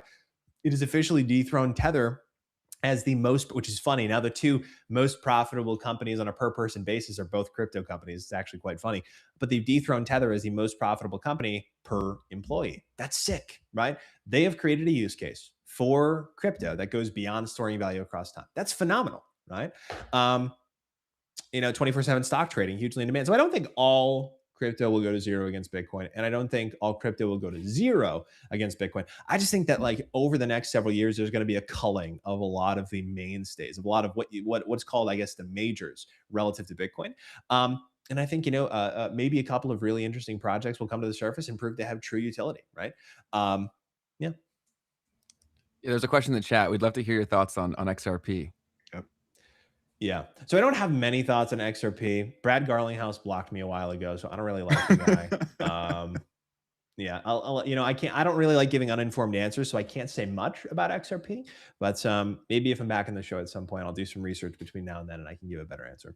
Perfect. But as far as what I can say, as far as like allocating to other stuff, for me, it's Bitcoin only. All right. It's just, for me, it's the tried and true. Every other asset hasn't done very well against it over the last couple of decades. It's not controlled by any central entity, absolutely fixed supply. It fulfills my needs, right? So that's all I can really say. But I'll do some more research on it, and maybe if I'm back on, I can talk more about it. Totally fair. And what are your thoughts? Sorry, Keith, go ahead. We got to continue on the thread there. What did you do to get blocked by Brad Garlinghouse? Oh, geez, I don't know. I think I also got blocked by Mark Andreessen. I think that like way back in the day when I was really small on Twitter, I would just try to rage bait a lot of these people. And so I don't remember what I did, but I'm blocked by him. I'm blocked by Mark Andreessen and a couple of others, unfortunately. And then is there a specific reason why you've decided to just not even look at Ripple and what they're doing? No reason in particular. I mean, I think it's just a central reason that I've decided to not really give much credence to any other asset. And that's because relative to Bitcoin, which is the asset in the space that I hold, all of them have performed very poorly since the 2017 peak, and even since 2021, right? And so in my mind, that's until something happens from a price perspective, or for example, like a major nation saying, I'm gonna accumulate Ripple. At this point in time, I just don't think it's something worth lending my brain power to, I suppose. I don't know. I could be denigrating it, right? Which is why I'll look into it a little bit more and have a better answer for you. Totally fair. I mean, I think what you said makes logical sense. It's like when you understand something well and it makes the most sense to you, you kind of can continue to go down that rabbit hole and learn that to the best that you can and understand that and protect your wealth as well in that thing. Ben, you were saying something earlier. Yeah, I just wanted to hear Joe's thoughts on Kevin Warsh and what do you think he'll do differently, if anything, and how will that impact Bitcoin? For sure, yeah. So Kevin Warsh is in a really interesting spot. He's in a really interesting place, and what I mean by that is, Powell was obviously sort of forced out. At the end of his term came, but he was sort of forced out in a way. Trump didn't really like him because whoever Trump elected, he wanted them to decrease interest rates. He wanted them to cut rates, right? Extremely aggressive, not being very effective if you are not getting blocked. Hey, there you go. That's right. I think that's good. The double negative. So that means I'm being effective if I'm getting blocked. Okay, fantastic. And my brain's a little bit fried. I need some caffeine. Gosh, what was I saying? Oh, Kevin Warsh. So Kevin Warsh, we have a very interesting predicament at the Fed right now because what's happening is we have a record high amount of debt. Obviously, like that's, it's not news. Every day we have more debt, $39 trillion. But the real news is that it's the most expensive it's ever been relative to its size. So right now, the 30-year US Treasury yield is at its highest level since 2007. The other yields are at their highest level since the mid-2010s. That's not good. That means it's really expensive to hold all this debt and to refinance this or to roll this debt into new debt because we never allow debt to mature and then don't add new debt. We always add more. And so to roll this debt into new debt becomes prohibitively expensive all of a sudden at these current rates. So we're in a predicament, right? We have to cut rates in order to make the debt serviceable, but inflation is going to be 4% next month, more than 4%. And then it's going to be 5% and then 6% as long as the Strait of Hormuz remains closed. So he's stuck between a rock and a hard place. Do I cut rates in order to help the Treasury service its debt? And in doing so, potentially make the inflation we're already feeling even worse, even though it's not caused by consumers, it's caused by oil? Or do I leave rates where they are, create demand destruction, cause a recession in the US economy? As a result of that, make it really difficult for the Treasury to service its debt, allow everything to crash, and then come in with a big bailout package, stimmy checks into the mailbox, the whole 9 yards, right? Printing a ton of money, buying treasuries from banks, cutting rates. So he's between a rock and a hard place. And what I think he will do is he'll cut rates. Why do I think that? Well, the inflation we're experiencing right now is not a result of the consumer, and it's not a result of the red hot economy. That's what happened in 2022. We experienced inflation because we printed a ton of money and then everybody went out and bought stuff. The inflation we're experiencing right now is a result of what I call push inflation. Instead of pull inflation, which is consumer-driven inflation, this is push inflation, where the inputs that create price increases are going up in price, right? So oil, obviously everything is downstream of oil, right? The block clock behind me, the paint on the wall, this shirt, I don't think it's cotton. It's all 100% oil, right? Largely. It's a petroleum-based product. So because it's downstream of every product or upstream of every product in the modern economy, it causes everything to reprice upward. And so raising interest rates or leaving them where they are actually won't solve the inflation at all. In fact, you're just going to make it even more painful for consumers by leaving rates where they are. Counterintuitively, to provide relief during a period of extreme inflation that's caused by input prices, you actually should cut rates. And so I think that's what Kevin Warsh is going to do as the year unfolds. I think the market is totally mispricing this, but that remains to be seen, right? I think he'll do this. There you go. I think he'll do this unless the war ends and inflation cools. If the war ends and inflation cools, I think staying on hold is sort of the MO. But then that also gives him even more reason to cut. So I think over the next 6 to 18 months, at the very latest, you're going to see several rate cuts from the Fed. They're going to come back down to earth. And the other reason I'm so confident in saying this is because the Fed doesn't care about us at all. They actually hate us, and that's the reason they exist. They always choose the banks over us, and they always choose the U.S. Treasury solvency over us. So in the decision between do I allow inflation to run hot or do I save the U.S. Treasury, they're going to save the U.S. Treasury, which involves cutting rates. Very well laid out. That idea that the Fed can't control supply, right, is a really important thing for people to think about and understand. And that being something that's being impacted by the war efforts here is spot on. So yeah, to think that to relieve any of the pressure on the consumer, you actually just lower rates and then play right into what Trump has been asking for quite some time in the United States. But very, very cool. So Ben, did you have anything that you wanted to say? I definitely have at least one other question. You take it, yeah. Get it in before Joe has to go. Yeah. So back to the MicroStrategy situation. Is it disrespectful to call it MicroStrategy even though there's strategy now? You know, I think I get caught doing it sometimes too. I think the people that do it deliberately, right? It's kind of silly, but the people that like slip up, you know what I mean? Because I think CoffeeZilla, he made a video on it and he deliberately called them MicroStrategy numerous times, even after being corrected. But no, I think you're good. Word. Feels like a Twitter and X situation. I'm like, it's That's kind of right. still Twitter.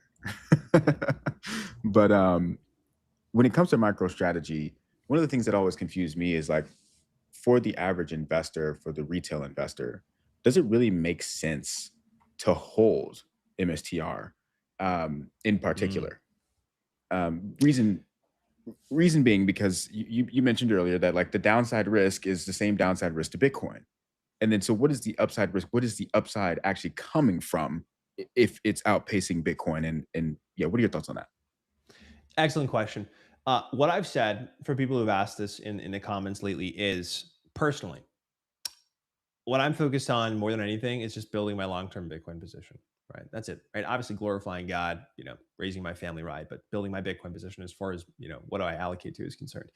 Um, as I build out my core Bitcoin position, once I reach a comfortable level, then I go and consider buying other things. Right. But really what I'm concerned about, I'm less of an investor and more of just, a capital allocator. I don't really care about options, income strategies. I don't really care about timing the market all that much. What I care about is finding a great entry for stacking even more Bitcoin. And so for me, what I tell people, and I do own a little bit of strategy, but like what I've told people is that if this were a pie and this is 100% of my assets, it's largely Bitcoin, right? Only a small sliver of strategy. So what I would tell people, like when faced with the decision to buy Bitcoin or MSTR, prioritize your core Bitcoin position, not financial advice. And then think of MSTR as like a kicker, right? It's a nice little bit of extra beta you could throw in on the side, but it shouldn't be the main course. That's sort of my MO that I tell people. Love it. Yeah, that's super fair. Because the other thing that I think about when it comes to strategy is that if a part of the reason that they're able to accumulate as much Bitcoin as they are is partially through regulatory capture to a degree, like uh, institutions can't invest in your crypto the same way that they could other, stocks and or bonds and convertible debt. If that becomes the only moat, then does the Clarity Act change that? Does all of the regulations and clarifications of all of the rules take away the moat that strategy has? I think the moat that they've got is just that they have so much Bitcoin. They're far ahead of any other player that could ever catch them. So like Strive. I'm friends with Matt Cole, their CEO. I'm friends with a bunch of the dudes who run the company. But I don't think they're ever going to catch up to strategy. Even them with like a cracked team. They've got Jeff Walton, Ben Workman, Joe Burnett, like all these great dudes. I don't think they're ever going to catch strategy. And it's purely a function of size. Like strategy had a 6-year head start almost, coming up in 6 years ahead of everyone else to accumulate Bitcoin. No one's going to surpass them. They even surpass BlackRock, which is literally just a holding entity for other people. So I don't think anyone's ever going to catch up to them. I think the moat, even if Clarity passes, I don't think anyone's going to catch up to them and be able to, more importantly, replicate a similar strategy, right? What Strive has chosen to do is basically create new instruments that are similar, other perpetual preferreds, but with a higher rate. And beyond that, I don't think really anybody else is going to be able to play this game, at least not in the United States. You have other companies like MetaPlanet. My buddy Dylan works over there, over in Japan, and they're sort of replicating the Bitcoin treasury strategy in other countries. But I don't think anyone's ever going to catch up to strategy here in the United States. I just don't think so. Makes a lot of sense, man. Well, thank you so much for the time that you're spending with us here today. Vinny, did you have anything else that you wanted to? No, I just wanted to thank you, Joe. This was absolutely awesome. People in the chat loved it. They've already been asking for you to come back on, so we'll definitely be bugging you for that. Where is the best place for everyone to connect with you and get more of your content? For sure. Yeah. Well, thanks everybody. I appreciate you tuning in. What I would say is if you want to find more of my content, search bar up there. If you're watching this on YouTube, just type in Joe Consorti, the exact same way my name is spelled. There's the channel right there up on screen.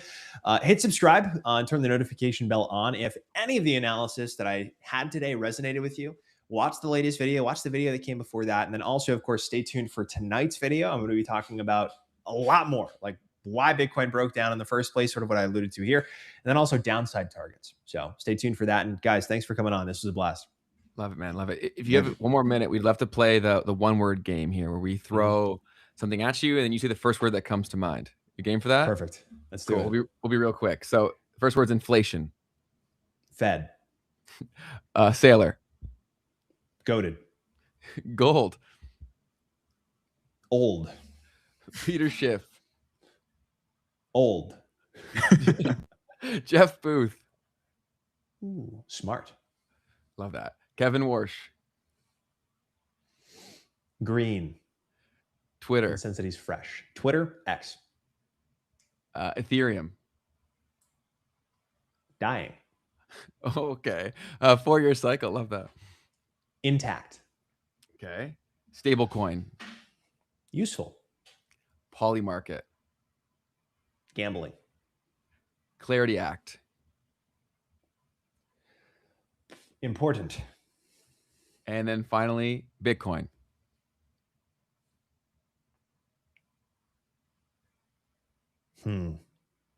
You know, you'd think, given the fact this is all I talk about all day long, I'd have a word for this one. Valuable. Fair. Love it. Awesome. Well, thank you so much, Joe. That was awesome. Yeah, thank you guys for having me on. I really appreciate it. Have a great day, man. You too, guys. Take care. Cheers. Bye-bye. Peace. All right, chat. How are we feeling? Very good.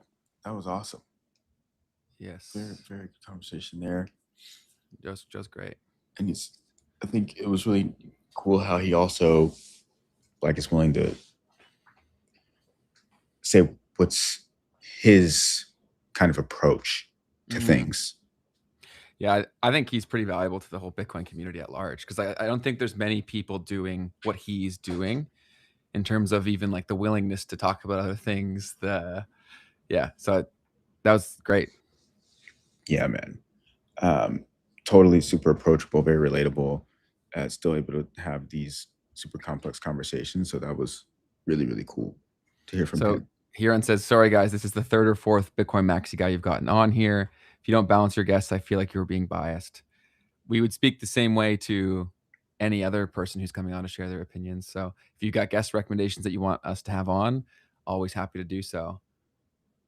Yeah, totally. Let us know who you'd like to have us on, like us to have on. Try to talk to everybody. We talk crypto, we talk outside of crypto. And in fact, next week we have John Deaton coming on. So I don't know if that's somebody that you would want to hear from, but let us know. Jay Huron, he's supposed to come on. Let's see what happens, right? Because people do what they do. But yeah, so we're constantly having as many people on as we can. But appreciate you voicing that. We also did an entire episode on like Chainlink, so I don't know if that's totally fair. Yeah, we did a Chainlink episode. Towards the beginning, we went through a lot of different ones, but the guests we haven't had on everyone. Yeah, Brad Garlinghouse would be great to have on. Absolutely. I don't think he'd ever come on here though. Well, yeah, I mean, it would definitely take a lot more sway on our behalf. I mean, you only really see him on like CNN or CNBC, rather MSNBC, like also a lot of times scripted types of things, or rather at least where he gets to be edited out and gets to say what, totally really final say on it. Yeah, that's more what I was saying in terms of like, yeah, it'd be difficult for him to, I'm sure he probably can't do a lot of that stuff. And I get a lot of value out of talking to the Bitcoin maximalist people too, because I think it's not necessarily super aligned with what my worldview has been. Same. And through that, I've been changing a lot and learning a ton. And to clarify, I don't agree with everything that they're saying either. Like a lot of things that are said, I'm not there fully with them yet. But yeah, so it's also, Bitcoin is such a major part of the story right now, right? So it's like those characters are going to be the loudest as well, but we are more than happy to speak to anyone, and we would love to. I say that all the time when people say certain things. I reply in the comments being like, let us know who you want us to have on. And it's also, it helps us at a ton if you voice that to them as well, right? If you're a fan of them, or mention their comments, reply to their tweets, whatever it is. So that way, when we do reach out, there's a little bit of awareness there. Yeah, totally. I mean, we had the founder of Cardano on. And he's coming back on at some point, I think. I don't we'll know. see. He's taking a break now, so I don't know, man. So maybe not. But we'll see. But yeah. But definitely appreciate you guys voicing anything like that, because we do want to stay, make sure that you guys don't feel as if we are being biased. If we're not trying to be. I am so unbelievably far from being a Bitcoin maximalist as well. I think you aren't either, Keith. But I'm pretty close now, actually. Are you I'm serious? super close. I mean, the thing is that it doesn't, like, I might be, I continue to say it this way. It's like, it's either Bitcoin is the only answer, Mhm. or it's not even an answer in a way. So I just, like, it doesn't really change. I mean, the only change in my behavior has been me being more even about how I look at those two worldviews. Instead of it being like 90% chance Bitcoin is not the answer, I'm more like there's like a 33, 33 different kind of worldview, or more like 55, 45. Like, maybe Bitcoin is the answer. Mhm. So that's kind of Yeah. how I look at it right now. Yeah. Where I'm at currently is I think that even if they are right, I think the thesis that like everything else goes to zero, I don't know if I fully agree with that. But who knows? We'll see. Yeah. I love that he like he went back and did the different intonations for what he was trying to say. That was so cool. Yeah. Um, No, he's super not well spoken. everything or to zero, but I love that because the one project that always I think will continue to make me really work that brain exercise will be Chainlink. At least that's very obvious, that's in everyone's face, and that has this token that is not uh that is not even necessarily tied to the performance of any particular blockchain, right? Because that's the problem with looking at the token of any of these other cryptocurrencies, is that the coin or the crypto itself is typically going to be tied to the success of that chain, Mhm. right? And Chainlink is, once again, it's not the only one, but it's the most obvious thing that's in everyone's face regarding looking at, can this space succeed? And if the entire space succeeds, or even if there's use cases outside of just one blockchain, even if you just have the private blockchain ecosystems winning, could you still have a token that becomes more and more valuable, that outpaces the value of the things that are individual blockchains? Like, can the value of distributed ledger technology be greater than one blockchain? Can that be greater than Bitcoin? Is really the question that I'd love to ask Joe. I feel like we'll have to have him on again and ask what he thinks about all of that. But that's kind of like where my mind goes when thinking about the value of, and how value can accrue in this world, because these are financial instruments that trade in the market, also that are not necessarily just purely based upon utility, right? Or and does that change, and so on and so forth. So, anyways, yep. So you use the Chainlink example. In this Bitcoin maximalist world, why is Chainlink still relevant in this scenario? Like where everything goes to zero against Bitcoin? I don't think it is. So I'm 55% Bitcoin maximalist. Mhm. It's the only answer. I'm 45% distributed ledger technology has use cases outside of just sovereign money, deflationary money system, which is feeding data into Mhm. creating more efficient technology that we have in the current stack. Yeah. It's a fair question. Chainlink could run the world, but does that even mean the link moons? Right. And that's everyone's complaint at the moment. I've seen a lot of people upset about the value accruing to the link token, or that it's not. I think it would, even from an optics perspective, if it reached that big of an influence, but it has yet to do so, obviously. Yeah, I mean, the thing that I think about with Link in general is, once again, I do think that they're probably a key example of, do the tokenomics tie into the use of the network? And I think from where I sit, I don't have a whole lot of information on Link and how everything is going within their ecosystem. But I do think that it's probably also very early to be able to make the call on whether or not um, all of the things that it's capable of, right, are being realized in terms of its utility today now.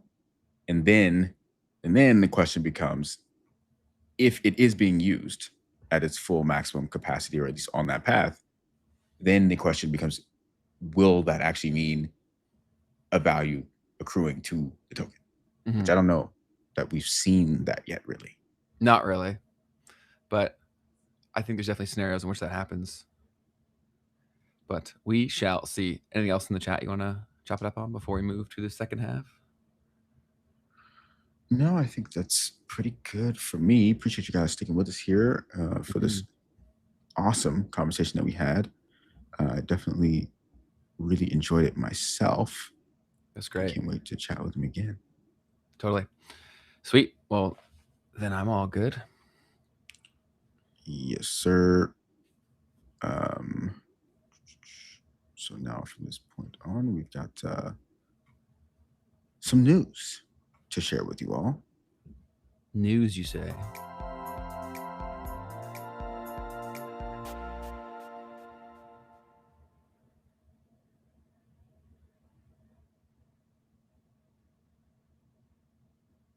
What happened?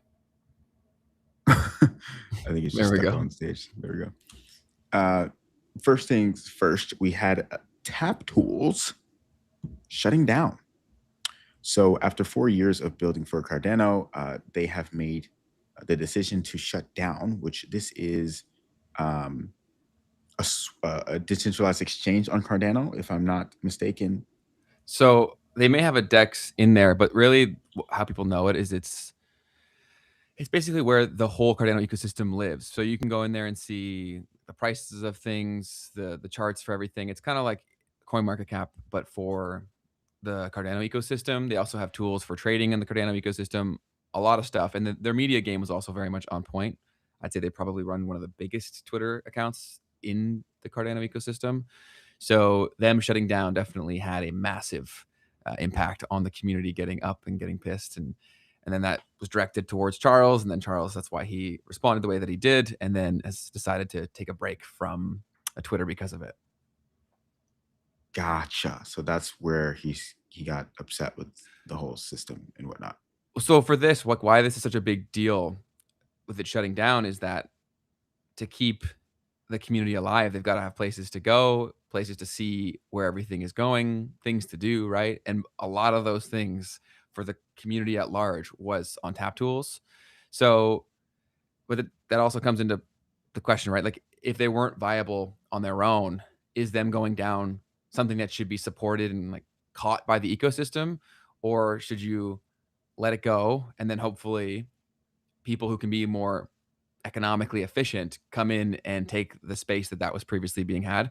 Same thing happened with the biggest NFT marketplace on the chain a few months ago, where JPEG Store shut down, but there was someone who was way smaller, way leaner, who could come in and take that space. So the optics of it are very poor, but in terms of where we are in terms of software development as well, long term, I don't think it'll be that big of a deal. And that will probably get people a lot of super pissed off to even hear me say that. But to build what Tap Tools built is so much easier to do today than it was when they started it, right? So like the people who had to be involved back then in terms of what they expected to get paid, the economics of all that was just a lot more of a difficult proposition. Whereas now younger people that don't need to get paid as much realistically and can do more of it themselves could potentially come in and take this space. It's not going to be something that's easy to do, but it's definitely something that is doable. And so if that space gets taken by something that's a lot more economically viable, I think that's actually better long-term for the ecosystem, but the optics are definitely bad. And when people are so angry, this is another thing to make them even more so, especially because people are saying, oh, it's a dead chain. Things dying in it, especially the home base, is not a good look. Right. Yeah. It's definitely not a super ideal situation. It says that you had major team losses, including the co-founders and the CTO, and the fifth executive left Tap Tools, making the entire thing unsustainable. They had high infrastructure costs and also having to deal with Cardano economics were some of the things that they cited as the main reasons. This was something that was being used daily by apparently over 1 million users for swaps, charts, wallet tracking, and DeFi tools. So as you That mentioned, seems high for daily use for sure. yeah, I don't know if that's the daily use amount, but definitely uh, probably have had somewhere over 1 million users at some point. That I could believe for sure. Because if you were in this ecosystem at all, basically your default for people who check their portfolio for general crypto market, they usually go to CoinMarketCap. If you're more of a Cardano head, like you'd go to this. This would be your first page where you'd start your day kind of thing, looking at like what's performing versus what's not. Mhm. So yeah, definitely a tough blow, but we'll see how it goes. We'll monitor the situation. Totally. Next piece, MasterCard and their stablecoin settlement expansion. So MasterCard just added stablecoin, intraday, weekend, and holiday settlement options for card transactions. They're supporting a few select stablecoins off the rip, one of them being USDC, the next one being PayPal's PYUSD. You also have RLUSD from Ripple being supported in this, USDG from Paxos, I believe, and USDP as well, and SoFi's USD, and all of this being on chains like Ethereum, Solana, Base, and on the XRP ledger. So there are some partners that they've had in all of this, one of them being AQR Finance, Cross River, Nuvei, and some others. And this is enabling 24/7 global flows of money and better liquidity versus traditional banking hours. So definitely a very interesting development here. MasterCard is no stranger to what's happening in crypto. Uh, they have continued to develop different forms of standards and formats for what the future of finance will look like. This right here is a major step forward in stable coins in particular. With MasterCard being one of the largest payments networks in the world, processing a very large amount of transactions on a daily basis, this is certainly marking just the utility and importance of crypto in terms of what it can actually do for the world outside of number go up. Mm-hmm. Definitely legitimizes everything, but they also kind of have to. No doubt about it. MasterCard, Visa, these companies, if they don't make these kinds of moves, well, the stable coins will simply process themselves. You know what I mean? The transactions will happen without MasterCard and Visa. Yeah, they got to own that brand recognition that they have. Yes, it's definitely worth basically making sure that they're still a part of the flow at all, versus having the stablecoin eliminate the need for these middlemen payment networks. So yeah, it'll be interesting to see how all of that continues to evolve as well. Super cool. Next piece here is Coinbase launching SpaceX pre-IPO perpetuals. So Coinbase Markets here talks about how they will be adding support for SpaceX pre-IPO perpetual futures on Coinbase. The opening of the SPCX perp pre-IPO market will begin on or after 6 a.m. UTC on the 4th of June, 2026. So that's happening today. So this is giving non-US traders 24/7 synthetic price exposure to SpaceX without ever having to own the shares. Apparently, this will auto-convert to standard perpetuals on the launch of the IPO. And this is being quoted as a high-risk pre-IPO product. So certainly interesting development here. I guess what we're seeing is that crypto firms in general are allowing for new forms of speculation at the very minimum in the financial markets as well as in non-financial markets, including obviously things like the prediction market realm where you have event contracts where people are gambling on the outcomes of specific events. So blockchain and distributed ledger technology doesn't discriminate. It allows for different forms of speculation. And right here, this is a very clear example of what can be done when you have a crypto platform that is offering these kinds of things. Now, you don't necessarily need a crypto platform to launch this kind of a product, but for it to be a perpetual future product that trades 24/7, blockchain and distributed ledger technology do make this possible. So very interesting development here, and curious to hear if you have any specific thoughts on this one, Ben. I was going to ask whether you think this is a good thing or a bad thing. It's a thing. At the end of the day, I'm not against financial markets existing. I think the reality of the situation here is that this is, first off, not being offered to U.S. investors, from what I understand, which makes sense. It's just not the kind of a thing that the U.S. typically allows the traditional retail investor to participate in. And so, the thing that's going to all come down to is how are the regulations around all of this going to roll out? As it stands, right, this isn't something that could be offered in the U.S. I don't believe so. So it's a thing. I feel you. Yeah. Moving on, we've got some words coming from Sam Altman saying that AI budgeting was not a concern earlier in 2026, but has now become a major problem for companies. Surging compute power and API token usage are driving massive unexpected bills for AI deployments. And companies are reporting replacing staff with AI agents only to face bills far exceeding those people's salaries. I'm sure that makes a lot of people very happy to hear. Yeah, definitely is something worth noting and thinking about in terms of the reality of the situation here of, can AI really replace jobs?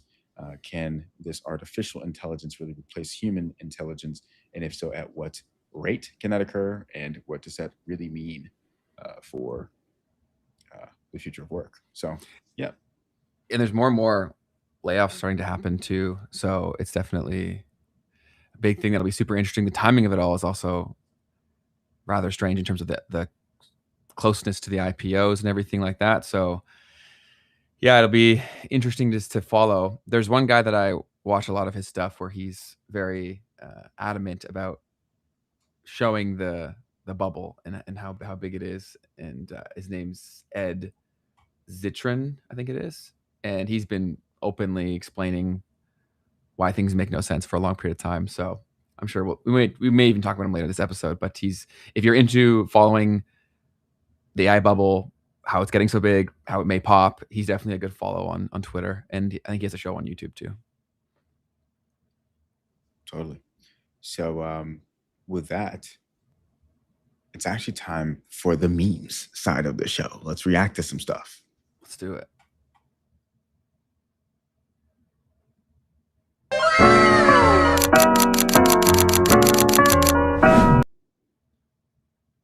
Fantastic. Next piece we got here is AI having the potential to kill crypto. We've been talking about this quite a bit. Samson Mao is saying that most crypto coins were always extraction tools that rise on hype, drain value, and eventually fade. He says AI will accelerate DeFi's collapse by finding bugs in Ethereum and Solana contracts, draining funds, and pushing survivors toward Bitcoin. So let's hear him discuss this on a podcast with Jeff Booth, actually. Yeah, BTC sessions. Yeah, what's the read on the crypto shitcoin space? Well, it was always going to die. It's just a question of when, right? Like, I mean, every time they have a new boost from something, it'll die off eventually. Like ordinals, I said, it's not going to last, and then it lasted more than 3 months, and they're celebrating. Hey, we're still here. They would retweet me and quote me and say, hey, this guy said we're going to be dead in 3 months, and okay, it took like 7 or 8. Okay, so I'm off by a few months, whatever. But the point is, it is a death spiral. It was always meant to be a death spiral because these things are extraction tools to extract value, especially Bitcoin. So that they serve their purpose and then they're done. And I think what's most funny and great is AI is accelerating that death. So, for Bitcoiners, we try to build in the most secure and conservative way possible. If you look at Liquid, right, the way to get smart contracts on Liquid was through simplicity and formal verification, not some janky JavaScript thing that's bolted on. But it took a long time to get that right and to get that done. But now it's here. And I think you're going to see more people building on these reliable substrates.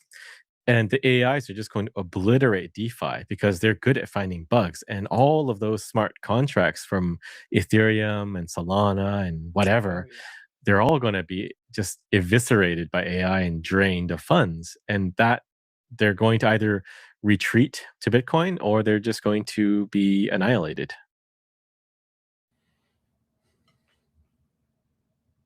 What are your thoughts on that, Ben? Even if he's right, I think that nothing's going to zero soon. Like even if that were to be the case, I think that there's a longer runway than hearing that would make people think. And I don't know enough about what he's saying to know with too much conviction either way, but it's also a very convenient thing to say if you're like all in on Bitcoin. More Monkey Business said, I turned down a date with a girl to be here listening to you guys. Well, I'm not sure how to feel about that. Yeah, I know. It's a lot of pressure, man. But there we go.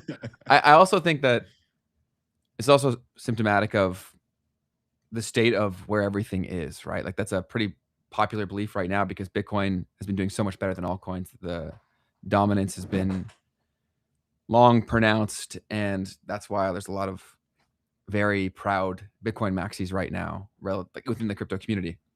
So be super interesting to see, but they definitely have so much conviction.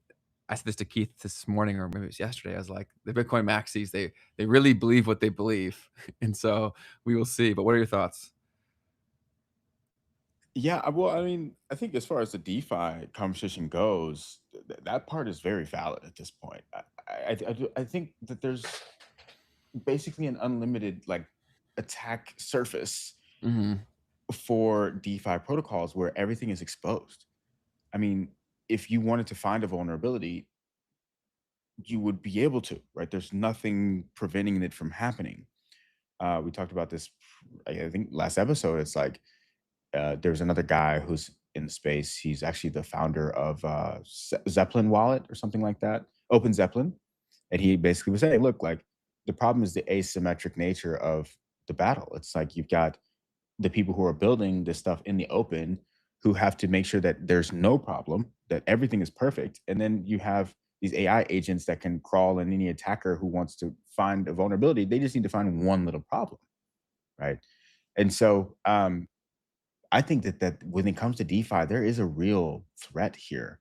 That Solidity, you've got Solidity itself, you've got the programming language, you've got the Ethereum virtual machine, and you've got the individual people that are creating the code.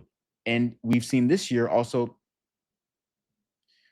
not just in the way that the people are programming, but also the person as a human being that can be infiltrated inside of a company also becomes another attack vector. So there's just a lot of different ways where things can go wrong in the world of DeFi. And, you know, it's crazy because there's been such a time period where we've been able to see how amazing this is.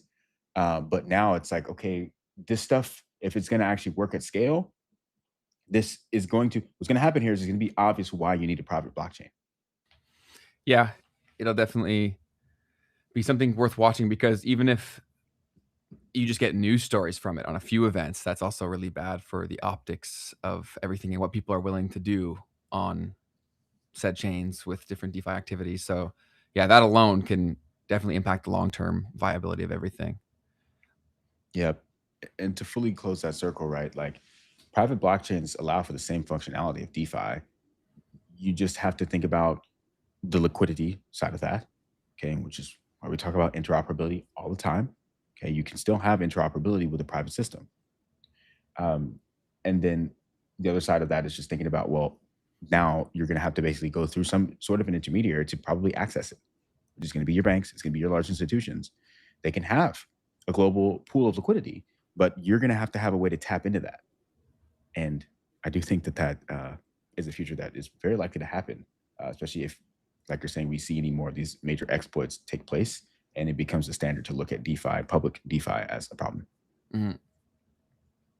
Cool. So some other comments from Samson Mao on that same podcast with BTC Sessions. He talks about the 4-year cycle. Let's see what he had to say about that. So I don't really believe in cycles. I think they're all just a coincidence. You know, it looked a certain way for a 4-year period, and then it just happened to play out similarly in a few more. But I believe the cycle theory has been broken largely because we hit an all-time high before the halving, and that's never happened before. So everything that's happening now has never really been. There's no direct parallel to prior times. But I understand, like, people are frustrated right now because it feels like we're going sideways and nothing's happening. And I think that has to do with a few reasons. One of which is it's sort of a self-fulfilling prophecy.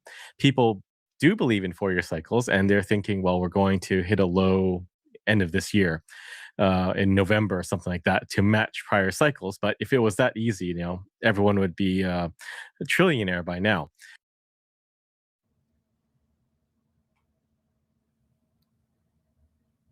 You're muted. Any initial thoughts on that one, Ben? I was going to throw it to you first. I wanted to hear what you had to say, Keith. Oh, well, I mean, honestly, I think that it's an interesting take. I would say that, I mean, you could say that that's a crazy thing to think, that, you know, the cycles are just the cycles and it's that easy, but it's like, in a way, that's kind of how it's gone. Right? I mean, I don't think you can really refute that. Just data, right? That has been, you've got these 4-year cycles that have occurred so far. Can that change? Yes, I do think that can change. Can that, by the way, have been for reasons that we don't know? Absolutely. Like, so I don't know. That's kind of how I look at that, is like, it's kind of how it's been, brother. I don't know. Maybe you can argue against that. There's been strong arguments in believers of it, but I do think that will at some point just like randomly change, and that may have already happened. So it'll be interesting to see. Brand says 4-year cycle is real. It would be October this year. The time prior was November, and before that was December. So there's a lot of believers in it. And then there's also the question of, did it maintain itself because of just the sheer volume of believers? Right? Perception creates reality. Interesting thought there, for sure. And then Carlton, everything on this planet has a cycle. Yeah. A lot of things work in cycles or seasons. Very true. Very true. So then it's like, was the Bitcoin cycle a part of the liquidity cycle? Was it a part of the business cycle? Mm-hmm. Was it a part of just psychology? Was it a part of the Bitcoin mining cycle? Who knows? And yet, so the question also is, so 4-year cycle, does that continue? And then the next question, I think, is also, does the rest of crypto follow and keep being pegged to Bitcoin as it potentially continues to go through those 4-year cycles? I think those are two different concerns, but to the same tune of thinking about things. Mm-hmm. Cool. The guy with the white cap is Samson Mao. And he's cool. Yeah. So the next piece here is Charles Hoskinson. As we mentioned a little bit earlier, he's had some thoughts about everything that's going on. So let's listen to a clip of him speaking about how he feels. Options, by the way. It's not me just talking. We could launch a new Cardano and have a proof of burn. That would be the most extreme, but powerful, because all of those shit posting people that think we're so incompetent and incapable of doing things, they wouldn't migrate.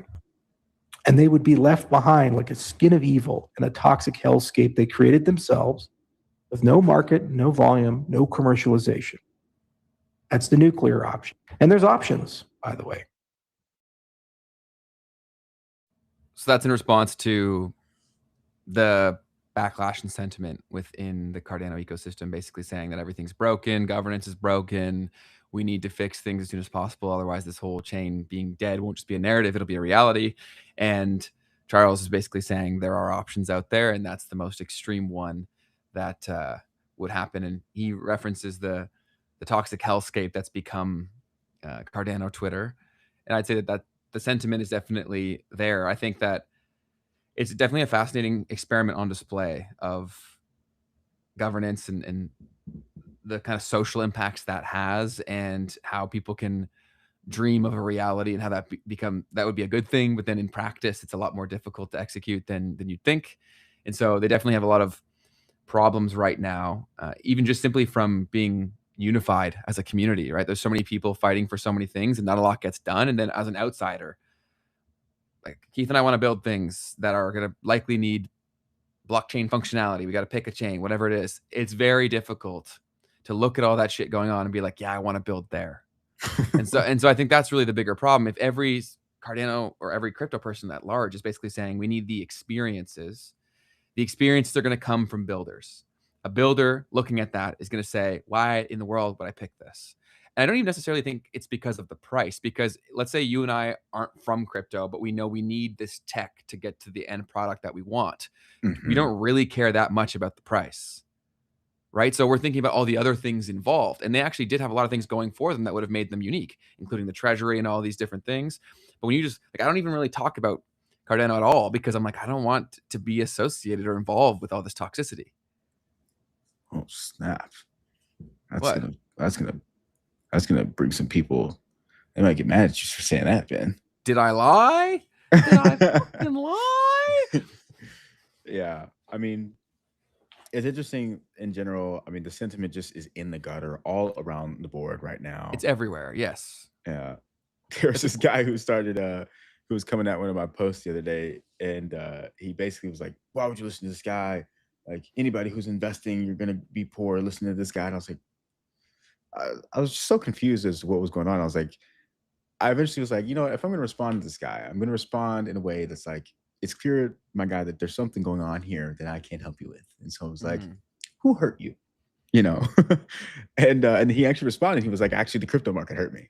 And I was like, I'm trying to find it. That's some high level of self-awareness right there. Because I think that's almost everyone who's crying, right? That's the case. They've just been burned. They really thought this would save their life. They probably talked about it to a lot of people. And this was one of the biggest things that I will agree with him on. I'm trying to find where you sent it. Did you send that to me on Twitter? I think so. Yeah, it was in the DMs on the Twitter thing. I'm trying to find it, but I ended up blocking the guy, so I won't be able to find it. So it's probably gone then. We probably can't see it then. It's definitely there. But, yeah, because then his response was basically, the crypto market hurt me, so I focused on building businesses and things that I had more control over, which I completely agree with. I was going on with Keith last night, basically saying, like, that was always my approach as soon as I started touching crypto, was that I'm never going to let something that I have zero control over be the only thing I'm banking on, right? Like, especially with a volatile asset like this, like, yes, you can get crazy pumps. And if you have the patience, you are almost guaranteed to get those if you're not super, super crazy, super, super risky. But you make it super, super risky the second you put a time constraint on it. And you're like that if you aren't thinking about how do you advance yourself as a person, a professional, or an entrepreneur. Right. So yeah, Mary says, does someone need a hug? Everyone in crypto Twitter needs a hug, man. I wish we could send them all virtual hugs, bro. But it's because a lot of them, this is their only thing. Right. So now they're getting beaten up, and then collectively they're all in their own silos. So they all think it's just us who's hurting like this. And for whatever reason, they go look at other price charts and they're like, oh, we fell 80%. They only fell 70. Like, they're winning. It's like, what are you talking about? Are you kidding me? So it's just a lot of silliness. And whatever crypto cult you're in, the things that you're blaming right now, every other community has their equivalents, and they're all wrong. Like, very few of these things is that the root cause, right? Like, everyone in Cardano who blames Charles exclusively, like, he even says openly, I could have done things better. But if you think the price is at 20 cents because of exclusively Charles's behavior, you're delusional. It's just easier for someone to conceptualize being like, this guy's the leader. It's not where I want it. You are the problem. And then he's very empathetic. So he does try to go back and forth with them. And it's the worst thing you can do, because most of these people just want to feel seen. And so then if you reward that behavior, then now they make that their identity. So he talks about like this toxic hellscape, but he actually did play a role in creating that reality, because these people were just trolls. They just wanted attention, and they want it to be $3. So when you give their response the merit it probably oftentimes doesn't deserve, then it grows. Totally. No, there's no denying it. It's definitely played a role in the way that this has all continued to turn out, is for Cardano in particular. Yeah, it's tough, because I do get the idea of, you know, being a part of the community, being one of us in a way. Mhm. And I respect and appreciate that. And unfortunately, I guess it does come down to also like the tone and the way in which you do that will impact how the rest of the people react and who you attract even as well. And who benefits from you spewing toxic energy? That's one thing I struggle to understand amongst the Cardano community and all these different cults, right? It's like, let's say you do want the price to go up. Okay. Do you think that this toxicity helps that happen at all? I'll never understand that because it's like you're getting farther away from the outcome that you say that you want. And then Brand has a good point here too. So I'm a Bitcoin holder and have zero fear. I see opportunity right now. Only new retail feels fear. Maybe next cycle they will feel no fear. I think that's part of it. I also think the fact that last altcoin season pulled in a lot of people. They really banked their future around that thing happening again. And not only did it not happen again, nothing even closely resembling that happened again. So now it's like just this long extended window of pain. Couple that with the world being a shit show, the cost of living going up like crazy. Right.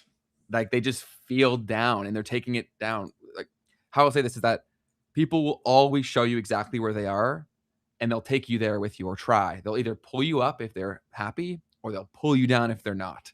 And so naturally, when you look around, everyone's unhappy in crypto Twitter. So they're all trying to pull each other down. It's like crabs in a bucket. Very well said. Very well said.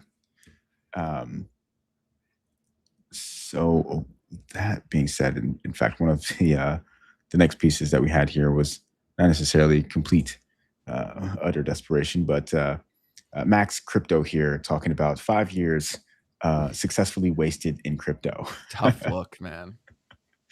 2021. Emotional damage. That's awesome. People are suffering, man. I get it, dude. That's tough. But this stuff can all turn on a dime.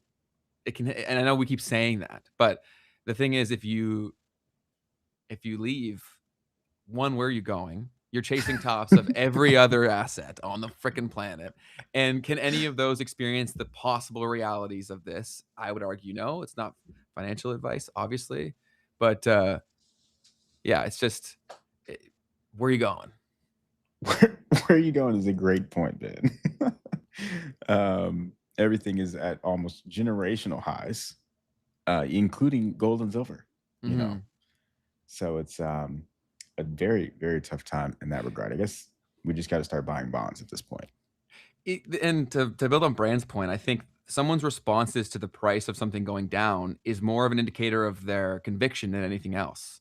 Because if you bought it at $100,000, let's say, and you truly believed that it was something amazing, it's on sale, right? And 100%. if you don't agree with that, then you were lying before. You lying to yourself. So I think a lot of people need to look in the mirror and be like, why are you buying this? Is it what you say? Is that true? But I feel your pain, obviously. Like I've gotten wrecked. So I get it. Yeah. And it definitely has been an exacerbation of the pain, looking at the reality that like altcoins for people who are in altcoins, a lot of them did not make new highs. Yeah. And so now you're also really questioning your sanity. Oh, without a doubt. And most people, they didn't want to touch Bitcoin because they're like, all these Bitcoin people changed their life. They got rich. Like we want that as well. And so they bought all these different altcoins. They attached it to basically picking that. So most of them are in one cult. They bet it all on that. And so the stakes are just so much higher. Yep. So Max Crypto here, looking at the prices of Bitcoin in crypto back in 2021, Bitcoin was at 67,000 in 2021, Ethereum at 1,900, Solana at $141. And then you fast forward 5 years to 2026, you got Bitcoin trading at $66,000, Ethereum at 1,800, and Solana at $72. All three of them at lower prices today than they technically were at 5 years ago. Mm-hmm. I can't imagine there's too many weak hands left. I don't know if there's any people who are sane left. Same. Next piece, we had an FBI scandal. So apparently a guy named Gary Melton has posted a clip of a journalist, Elizabeth Lane, admitting that a former FBI contact runs database queries on US citizens. Lane is a Georgian-born pro-Russia commentator and has showed text claiming her ex-FBI friend still has full access. And Melton flagged this as a federal crime, including unauthorized access and Privacy Act violations. And the FBI's official account has said that they are actually investigating these claims. Now, I unfortunately am having a X bug in this particular moment, so give me just a second to pull this up. Feel free to send me the link if you need me to do it too. Is it in the doc? I got it. Cool. Here's the clip. Well, this Russian agent here that he calls Russian agent went ahead and did what needs to be done. Okay. Send the information to a friend of mine at the FBI. Hold on. So let me get this right. So you contacted someone. You have explain. So you have an FBI connect to reach out about Gary, a friend of mine is worked for the FBI for the longest time, and he has access to all of the databases, everything. So I was like, you know what? This is how we're going to do this. Well, this Russian. Unfortunately, I'm not able to get to the comments of this. Is it in the doc? Well, it's in the slide. I'll try to find it.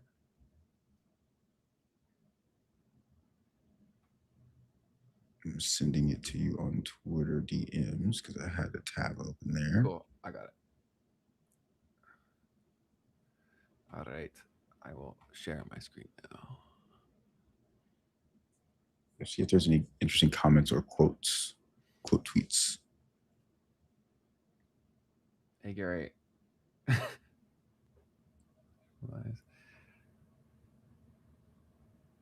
Wait, I'm so confused. Yeah, I don't even know what's going on. Like, she's coming at him in the comments of that. She was on the show. To you, very little audience, and you're continuing to lie to the FBI by tagging them. I'm not really sure what's going on. There's something going on here, and we are not a part of the conversation, I guess.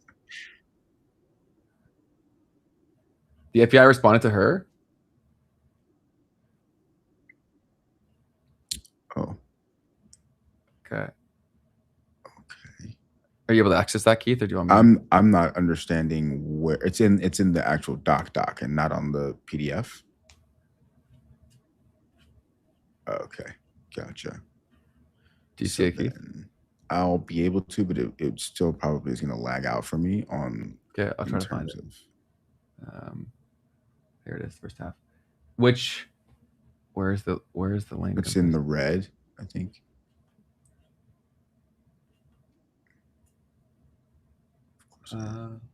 So I'm sending it to you right now in DMs, senior DMs.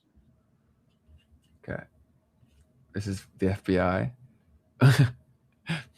They're pretty straightforward here. Give me a second. Share window. We are looking into this. Is that legit? They got the government check, bro. Interesting. Well, definitely, if you want some tea, go follow that developing story over on Twitter. Fascinating there, no doubt about it. So another piece that I have here pulled up is Hubert Thieblo. Anyone who surfed the early web between 1995 and 2010, what's the one website or app that you still think about? What comes to mind for you? I mean, I don't really know how to respond to that. I feel like, give me some examples here. I guess this is good.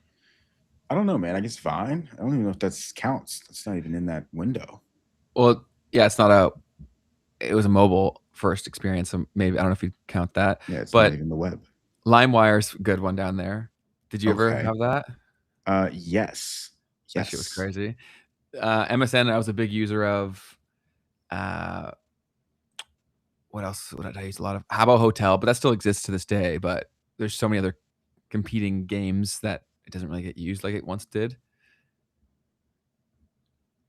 Yeah, LimeWire and FrostWire. Those were huge. I also used to love making websites in like, I think it was called Pixo. I can't remember exactly what it was called, but there used to be like this website builder that we used when we were so young. The rise and fall of Pixo. Yeah, okay. That was funny. But definitely a different era. Life Maxi says eBay. I love the your name. Life Max is awesome. That's freaking awesome. Yeah, eBay was wild. Definitely was the starting point for a lot of online shopping addiction. That's for sure. Yep. Next piece I had here was this guy, Puru Saxena, giving a little bit of an IPO hype warning. He shared some data on major tech IPOs like Facebook, Uber, Snowflake, showing the big first year drops that they had, with an average year one drawdown of 55% and the median one year drawdown of 54% after the IPO highs. He basically warns he's warning investors against buying overhyped new listings at launch. And so Puru Saxena is drawing out the data for folks about what this looks like. It's a lot of red. Yeah. We've talked about this quite a bit. Oh, so many times.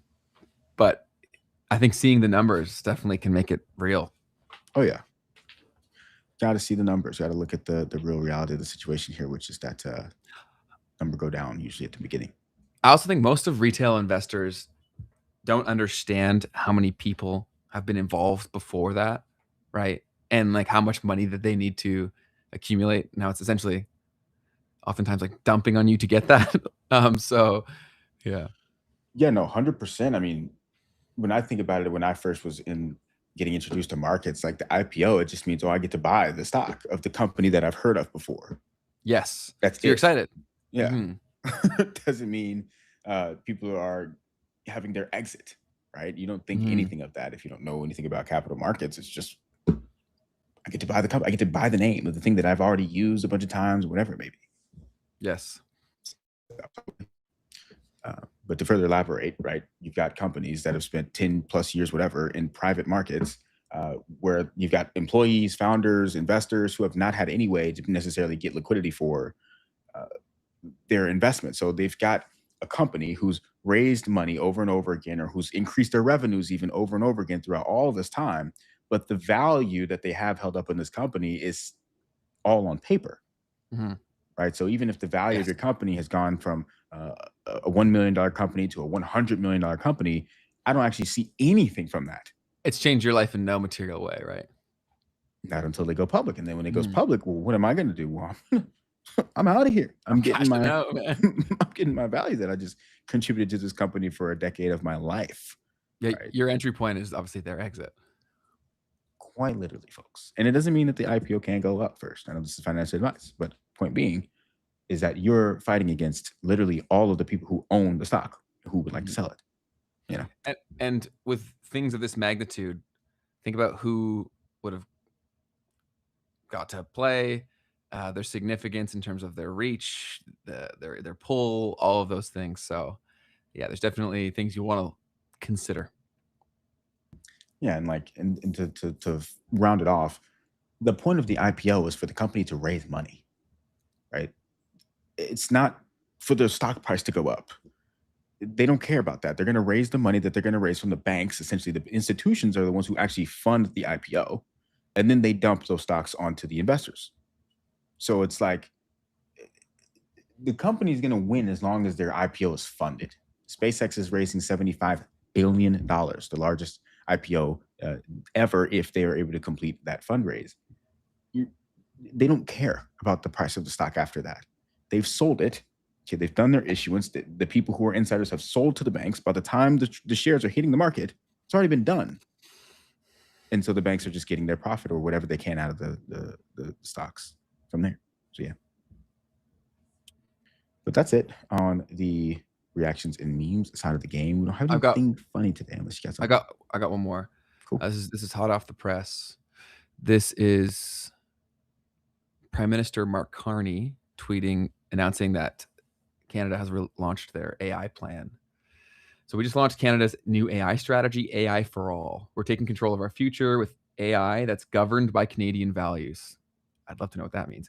AI that's accountable to Canadians and AI that serves all Canadians. And then here's the news release. So I'll go down to the bottom because there's some quick facts. At its core, AI for all is grounded in the principle that the benefits of AI must be shared widely, ensuring that workers, businesses, and all Canadians can access and benefit from this transformation. AI is already being used across Canada to improve healthcare diagnostics and patient care, help farmers increase crop yields, and reduce costs through precision agriculture, and strengthen transportation networks through smarter traffic management, logistics, and infrastructure maintenance. So kind of makes it sound to me like, obviously I got to read this more. I haven't read it all, but maybe they're going to make it more of like a public utility. Word. Big moves coming out of Canada. We'll see. But bro, I don't know if I feel too good about that. That model probably wouldn't be very good, man. Like these, based on what other things the government have built. But we do have some great AI researchers here, though, too. So, like, as long as they put the right people in place, we'll see. Right. There was one other thing that I also did see that I thought was worth getting your thoughts on, Ben. Mm-hmm.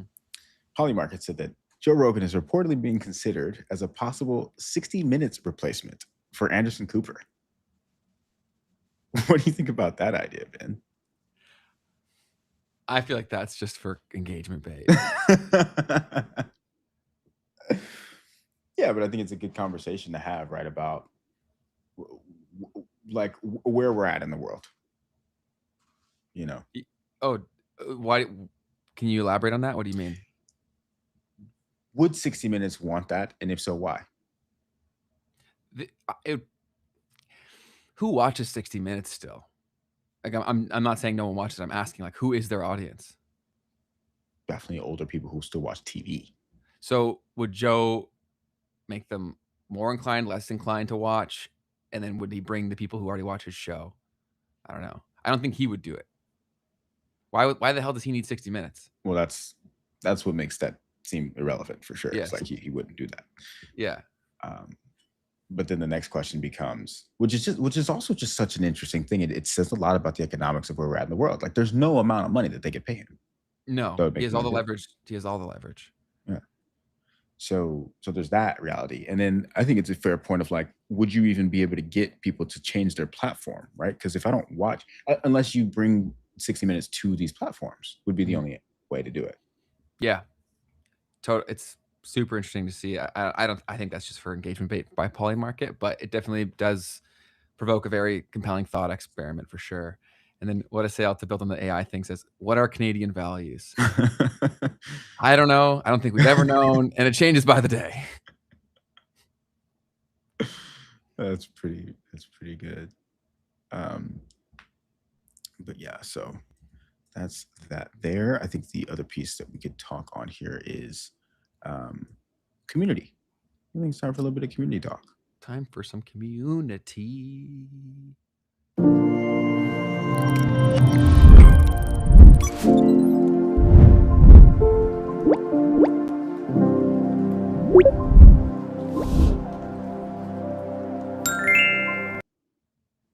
Fantastic. So Tuesday, we did a conversation about the Unabomber, the terrorist who predicted the AI takeover. We had a few comments in the comments of the video. Let's see here. There's some stuff here. Mary Andrew, 33, specifically regarding the notion that Kaczynski repudiated all technology rather than the systems in which that technology came about.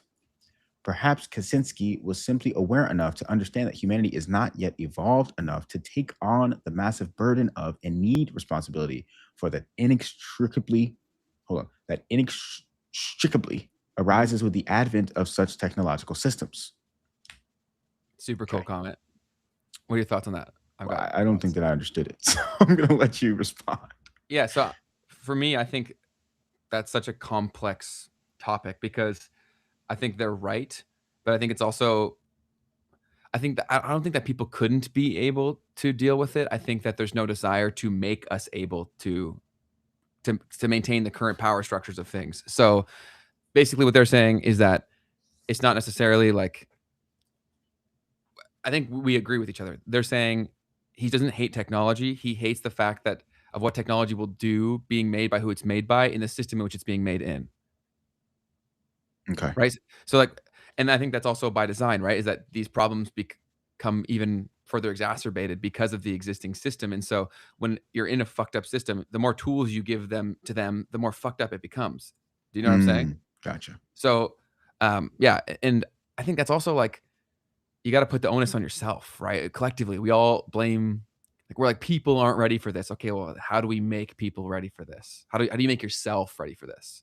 You know what I mean? In terms of knowledge and understanding, and really getting to closer to the root of the story as much as possible. Because of course there's so much misdirection and mis and disinformation, but if you're willing to look, you can actually get access to more information than ever possible before. And then also allows you to weed out BS a lot better. But very thought-provoking comment, Mary. Very cool. Thank you, Mary Andrew, for that one. How are you now? It says, a patient cured is a customer lost. I always had the feeling when I was younger that the pharmaceutical and healthcare industry had its demons. I had a feeling some of these medical schedules had more detriment than positive outcomes. Now that I'm an adult who has been forced to do my own research for my kids' health, I realize my intuition was right. We have fled Canada to Panama, a third world country at that, for real healthcare. We have gone against recommendations from a world-renowned children's hospital and sourced alternate care, which yielded healing results, opposed to getting trapped in a never-ending spiral of pharmaceutical interventions, which lead you down an endless road of pharmaceutical prescriptions, subscriptions. Ben is correct. Question the professionals, as they are professionals in keeping the current system thriving. They're not professionals in keeping you thriving. I'm definitely blowing up the comments on this episode. It's right down my alley. We appreciate how you're now. And that's the state of, there's a lot there. And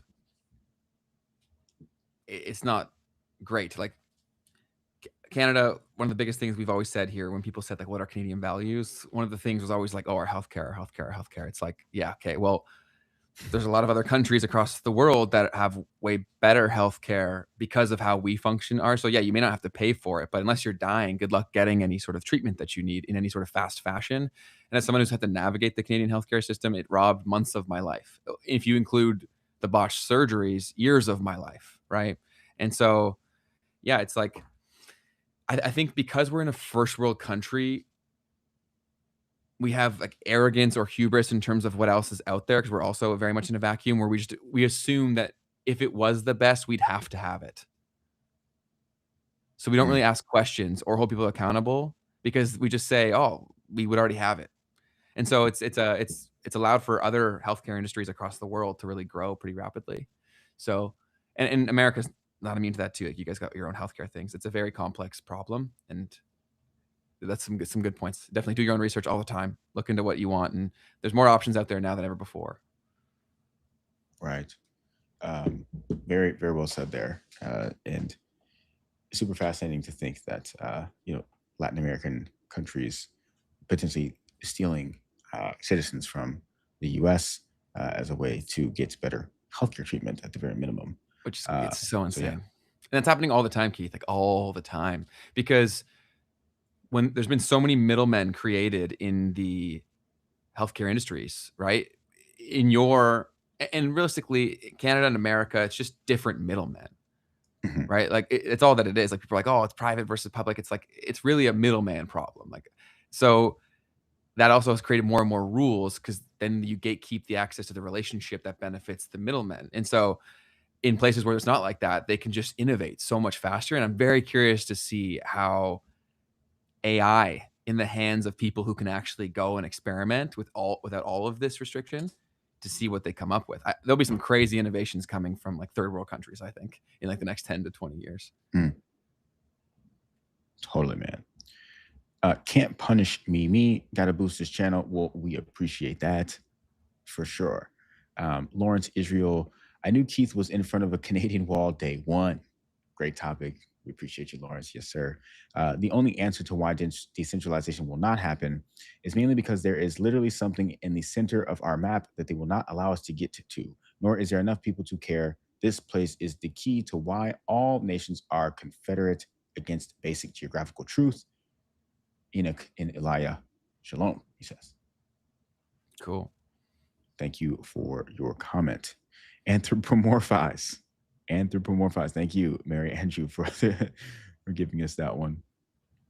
Sam Hale. He says, I think the man or people that started the MK Ultra in Michigan on him should be held accountable. The university should be held accountable too to allow this. This, the biggest lesson from this horrible situation. That creates another philosophical debate, right? Because how far up the food chain holds the responsibility? Totally. Because you could say his parents as well, right? Well, I mean, even from the systemic thing, like MK Ultra as well, right? Like, let's say you want to go after them. Okay, who? Like, how far up do you go, right? You're going to blame the person who's doing their job. Then they say the whole, oh, she's doing my job. I didn't have any say over this. It's over my head. And then it just keeps going up and up and up and up and up to people that we don't even know. But BAPN said, when their child gets measles and other vaccine preventable diseases, don't eat those words. Well, I think that's the whole thing, right? Is that nuance definitely matters here. And it's totally dependent on, like, I'm not saying throw the baby out with the bathwater. Of course, science and the healthcare industry does do a lot of good. But I think just blindly following whatever is said or provided, I don't think that's the best decision, but everyone can make their own. I'm not saying that I'm anti-science or anti-healthcare innovation. That's not what I'm saying at all. I just think the systems in which they govern come with complications. Right. Totally. How are you now? Had another comment. I have so much to say about this topic.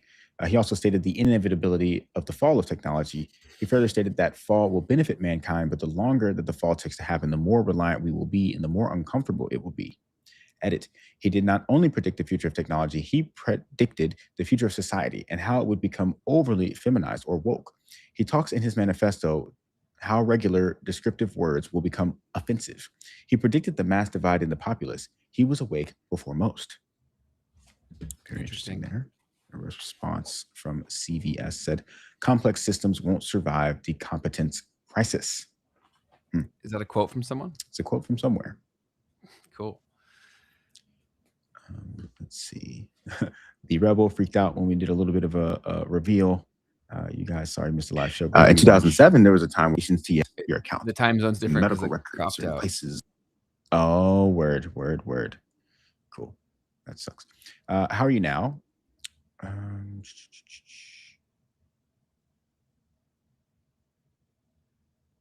Cool. Thank you for continuing to engage. And then you show your Twitter going crazy with Chainlink. Yeah, I'll do that. And then someone else also just did something cool while we were chatting. So did a post about Chainlink on Twitter as a reaction video, this new feature that came out. We talked about it on the show, guys. So we're in real time doing the thing. Social media alpha, we're dropping 100%. And I imagine that this was probably one of the best performing of a lot of them over the past, since they've launched this feature. This one got 1.5 million views, boosting Chainlink's post. They have a total of 1.6 million views on the post. So 1.5 million of them came from this reaction that I did. And so shout out to everybody supporting there. It obviously boosted the ecosystem a little bit on Twitter. Also earlier during this this stream, we just had the Link Panda give us a shout out. He said, these guys need to get more views. He's piercing through the fundamentals of blockchain like the Link Marines have been saying for so long. Listen if you want to understand the future. And he did this live as we were talking to Joe Consorti today. So way to go, huge shout out. Shout out to the Link Panda for doing this. And this is getting a lot of support, like even likes on me saying we appreciate it. He said, it's a breath of fresh air in the space, TBH. I wonder how you got into Chainlink and how you got so knowledgeable about it. What got you curious is my question, really. Yep. And something that, so when you blow up like that, guys, people start hating a little bit. And I decided to try and actually respond to one of these guys, because this guy was being a little bit ridiculous. Let me find it real quick. This guy, Bitcoin Chris, he's got a great following here. He's probably doing some really cool stuff out here. I don't doubt it. He said, no, Anna, we knew this. You're late. And I said, sir, this is a brand new report that was released by Citi. Keep crushing it. I see you. You know what I mean? Because I see you, bro. You're doing your thing. You know what I mean? No problem. And then he responds and says, this report is just highlighting what institutions have been building. He clearly ChatGPT'd this, right? No problem, understood. Putting together some of the things that had been mentioned about all this before. And so I just decided to like do this because this is the second time, or maybe whatever, that people are like, they don't understand. And even you guys watching this probably don't know, but I've been in blockchain since 2020 professionally. So I worked with the Blockchain Acceleration Foundation, doing communications, talking about what is blockchain? How can we use this stuff to make the world a better place? I worked with the security token advisors under the security token group, helping companies literally to tokenize securities in 2020, guys. So when it comes to these conversations about the tokenization of securities or Chainlink and all this stuff, like, I'm not new to the game. Y'all are just now seeing my face as things have continued to evolve. But anyway, so I was like, look, guy, thank you for sharing. You're just now seeing my face because I've gotten better at communicating, but I've been around. And I sent him this video of me in 2022, I think. From what's happening in the hosting a conversation at the Security Token Summit virtually. Okay, so I just wanted to, like folks, for the people who are not around here, I'm not talking to you guys. You guys, I appreciate all of you guys. So, but appreciate you guys for defending me when you guys are able to do that, because I don't like having to do stuff like that. But at the end of the day, I was like, well, it's a cool moment to even share with you guys that like I've been doing this for a while in terms of crypto and whatnot. But anyways. Yeah, man. I think that people need to put some respect on Keith's name. But also my bigger point is like, why do you gotta be such a prick? Yeah. Sure. Like, fuck. If you're so smart and you know this, you've known it for a long time, cool. Why wouldn't you welcome more people in? The more people that believe that reality is happening or are participating, the more your bags would go up. Like, I've never understood that. It's like, that guy, he needs a hug too. Come on over, I'll give you a hug, buddy. Don't be rude. Don't do it. Free hugs over here in the memes and markets ecosystem. No, but yeah, that's why Keith's able to do the content he's able to do. He's been doing this for a long time, and I think it's super funny how he's like, because also it shows a little lack of awareness for the situation where the video's not for you, jackass. Like, how is that a hard concept to understand? It's like, oh, but I see jealousy that this has a lot of views, so I need to say why it's bad because I don't have a lot of views. It's just silly. Like, everyone should just be nicer. Chill the fuck out. Yeah, 100%. If it got that much reach, it was because this was information that was new to someone. Also, right? Everyone on crypto Twitter, just so you're aware, the majority of the world has no freaking clue anything that you talk about. And so if you want this to become a reality, you need people like Keith to translate. It's like, holy fuck, how do we not understand this? Sorry, go ahead. Yeah. So, but that's the fun thing about it, because it's like people who are in the game, they're seeing me and they're like, oh, the student, like I'm speaking in a way that might be a little bit, less elevated. I'm using calmer, more relatable language, and they're like, this guy's stupid. He doesn't know what he's talking about. I've never seen his face before. Who is he? And it's like, well, but I'm trying to make it a little bit more relatable. I'm trying to say things in a way that might actually resonate with someone who doesn't talk about this all the time. And then on top of that, yeah, like the other guy, I won't give him his name, but he was like, he constantly is like, this guy coming out of nowhere talking about the stuff. We don't need a new commentary. And it's like, brother, we've been here. You just are just not seeing my face because I'm doing it better. There's a lot of anger. We need to go to some conferences. We need to give some hugs and do a little kumbaya circle. It'll all be good. Yeah, totally. But yep, that's some of the awesome things that have been going on in the ecosystem on our side. We even had, I guess over the weekend, we had the Jamie Dimon clip that was going pretty hard on TikTok and whatnot. So super excited about all of that stuff. This is great. See, Keith is better than me. I would have told him about himself and probably mentioned his mom too. That's awesome. Yeah, and I used to be a lot more like that online, but you realize when you do that enough times that this person is literally just fishing for attention. Like, they're throwing out a hook, hoping that you bite. And like, this is the epitome of biting if you were to snap back. That's also why there's been a lot of stuff where I've messaged it to Keith and I'm like, fuck, I want to reply to this, but I know this will make this guy's day and we'll be going at it. So it's just not worth touching. Yeah, totally. So yeah, I try to keep it as positive and informative as I can, but whatever. Yep. I think that's it for me, folks. We got, obviously, we're continuing to inch forward, guys. We're really, really slowly inching forward on our highlights channel. So if you're watching this and you have not subscribed to the Highlights channel, there is a link in the description of this video. And I promise you, this is 100% free 99. If you click the link to the Memes and Markets Highlights channel and you give us a little sub, you can turn on notifications if you want to. You don't have to. It helps us tremendously. And it might take you like 5 to 10 seconds of your time and nothing else. But we're continuing to put the highlights from the conversations that we're having out. In fact, we'll have Joe Consorti's out not too long from now. And this is a great way to consume the show in case you don't have 3 hours to spend with us, or if you want to share this with someone who you think would benefit from the conversations that we're having. So please do check out and subscribe to the M&M Highlights page. It's in the description of the video. You can just tap, hey, see more, scroll down, click M&M Highlights, hit that subscribe button, and it's done. And producer Sharp has been working really hard on those, so definitely go show him some love. You can do so for free, and you'll get yourself some great content for doing so. And as Keith mentioned, those are highly shareable, a lot easier to send than the whole thing. And truthfully, that's how we get people into the ecosystem, right? We have the clips channels for like the total normies, like very far away from all this stuff. We have this for the people who are here but aren't even really aware that you could run a show like ours. And then eventually, if they see enough, they get enough value, they come hang out and they can come join the ecosystem and hang out with all of us here. Totally. But yes, folks.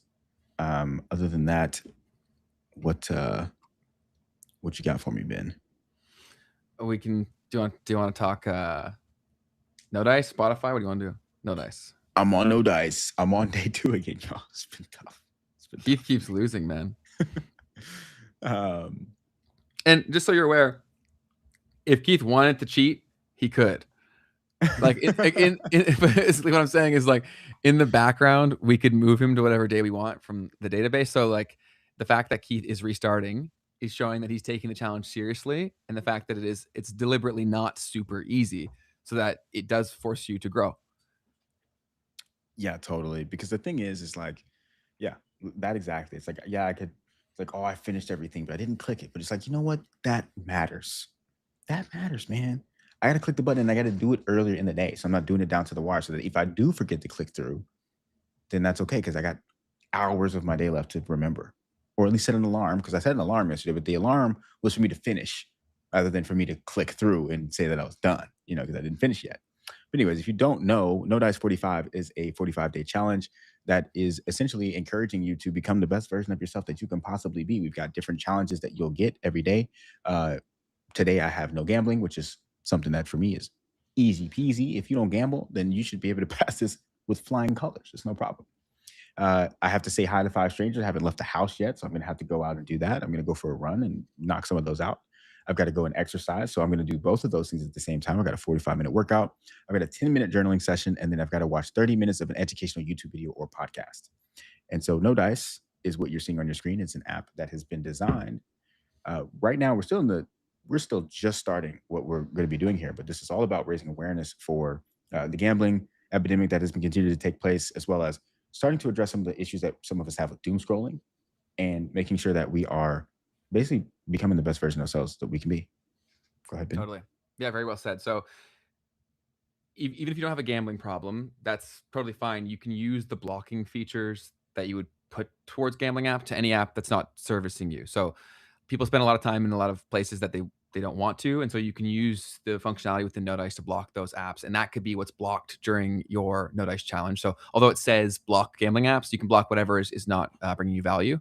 And in terms of building on what Keith said, we're also going to have a purpose-built version coming very, very soon, where you'll be able to take the challenge specifically for cutting back on your screen time. And so I know a lot of people don't want to fully quit their social, but they just want to cut back and have it be something they're in control of. And so we're deliberately building that in the background.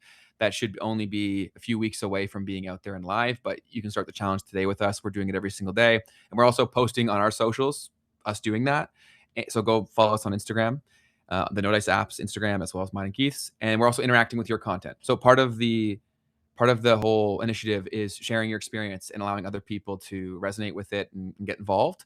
And so we'll be interacting with your content. Make sure to use hashtag NoDice45 on all your posts, documenting your journey, and we'll be sure to show you some love and also share it to the No Dice page whenever we see it as well.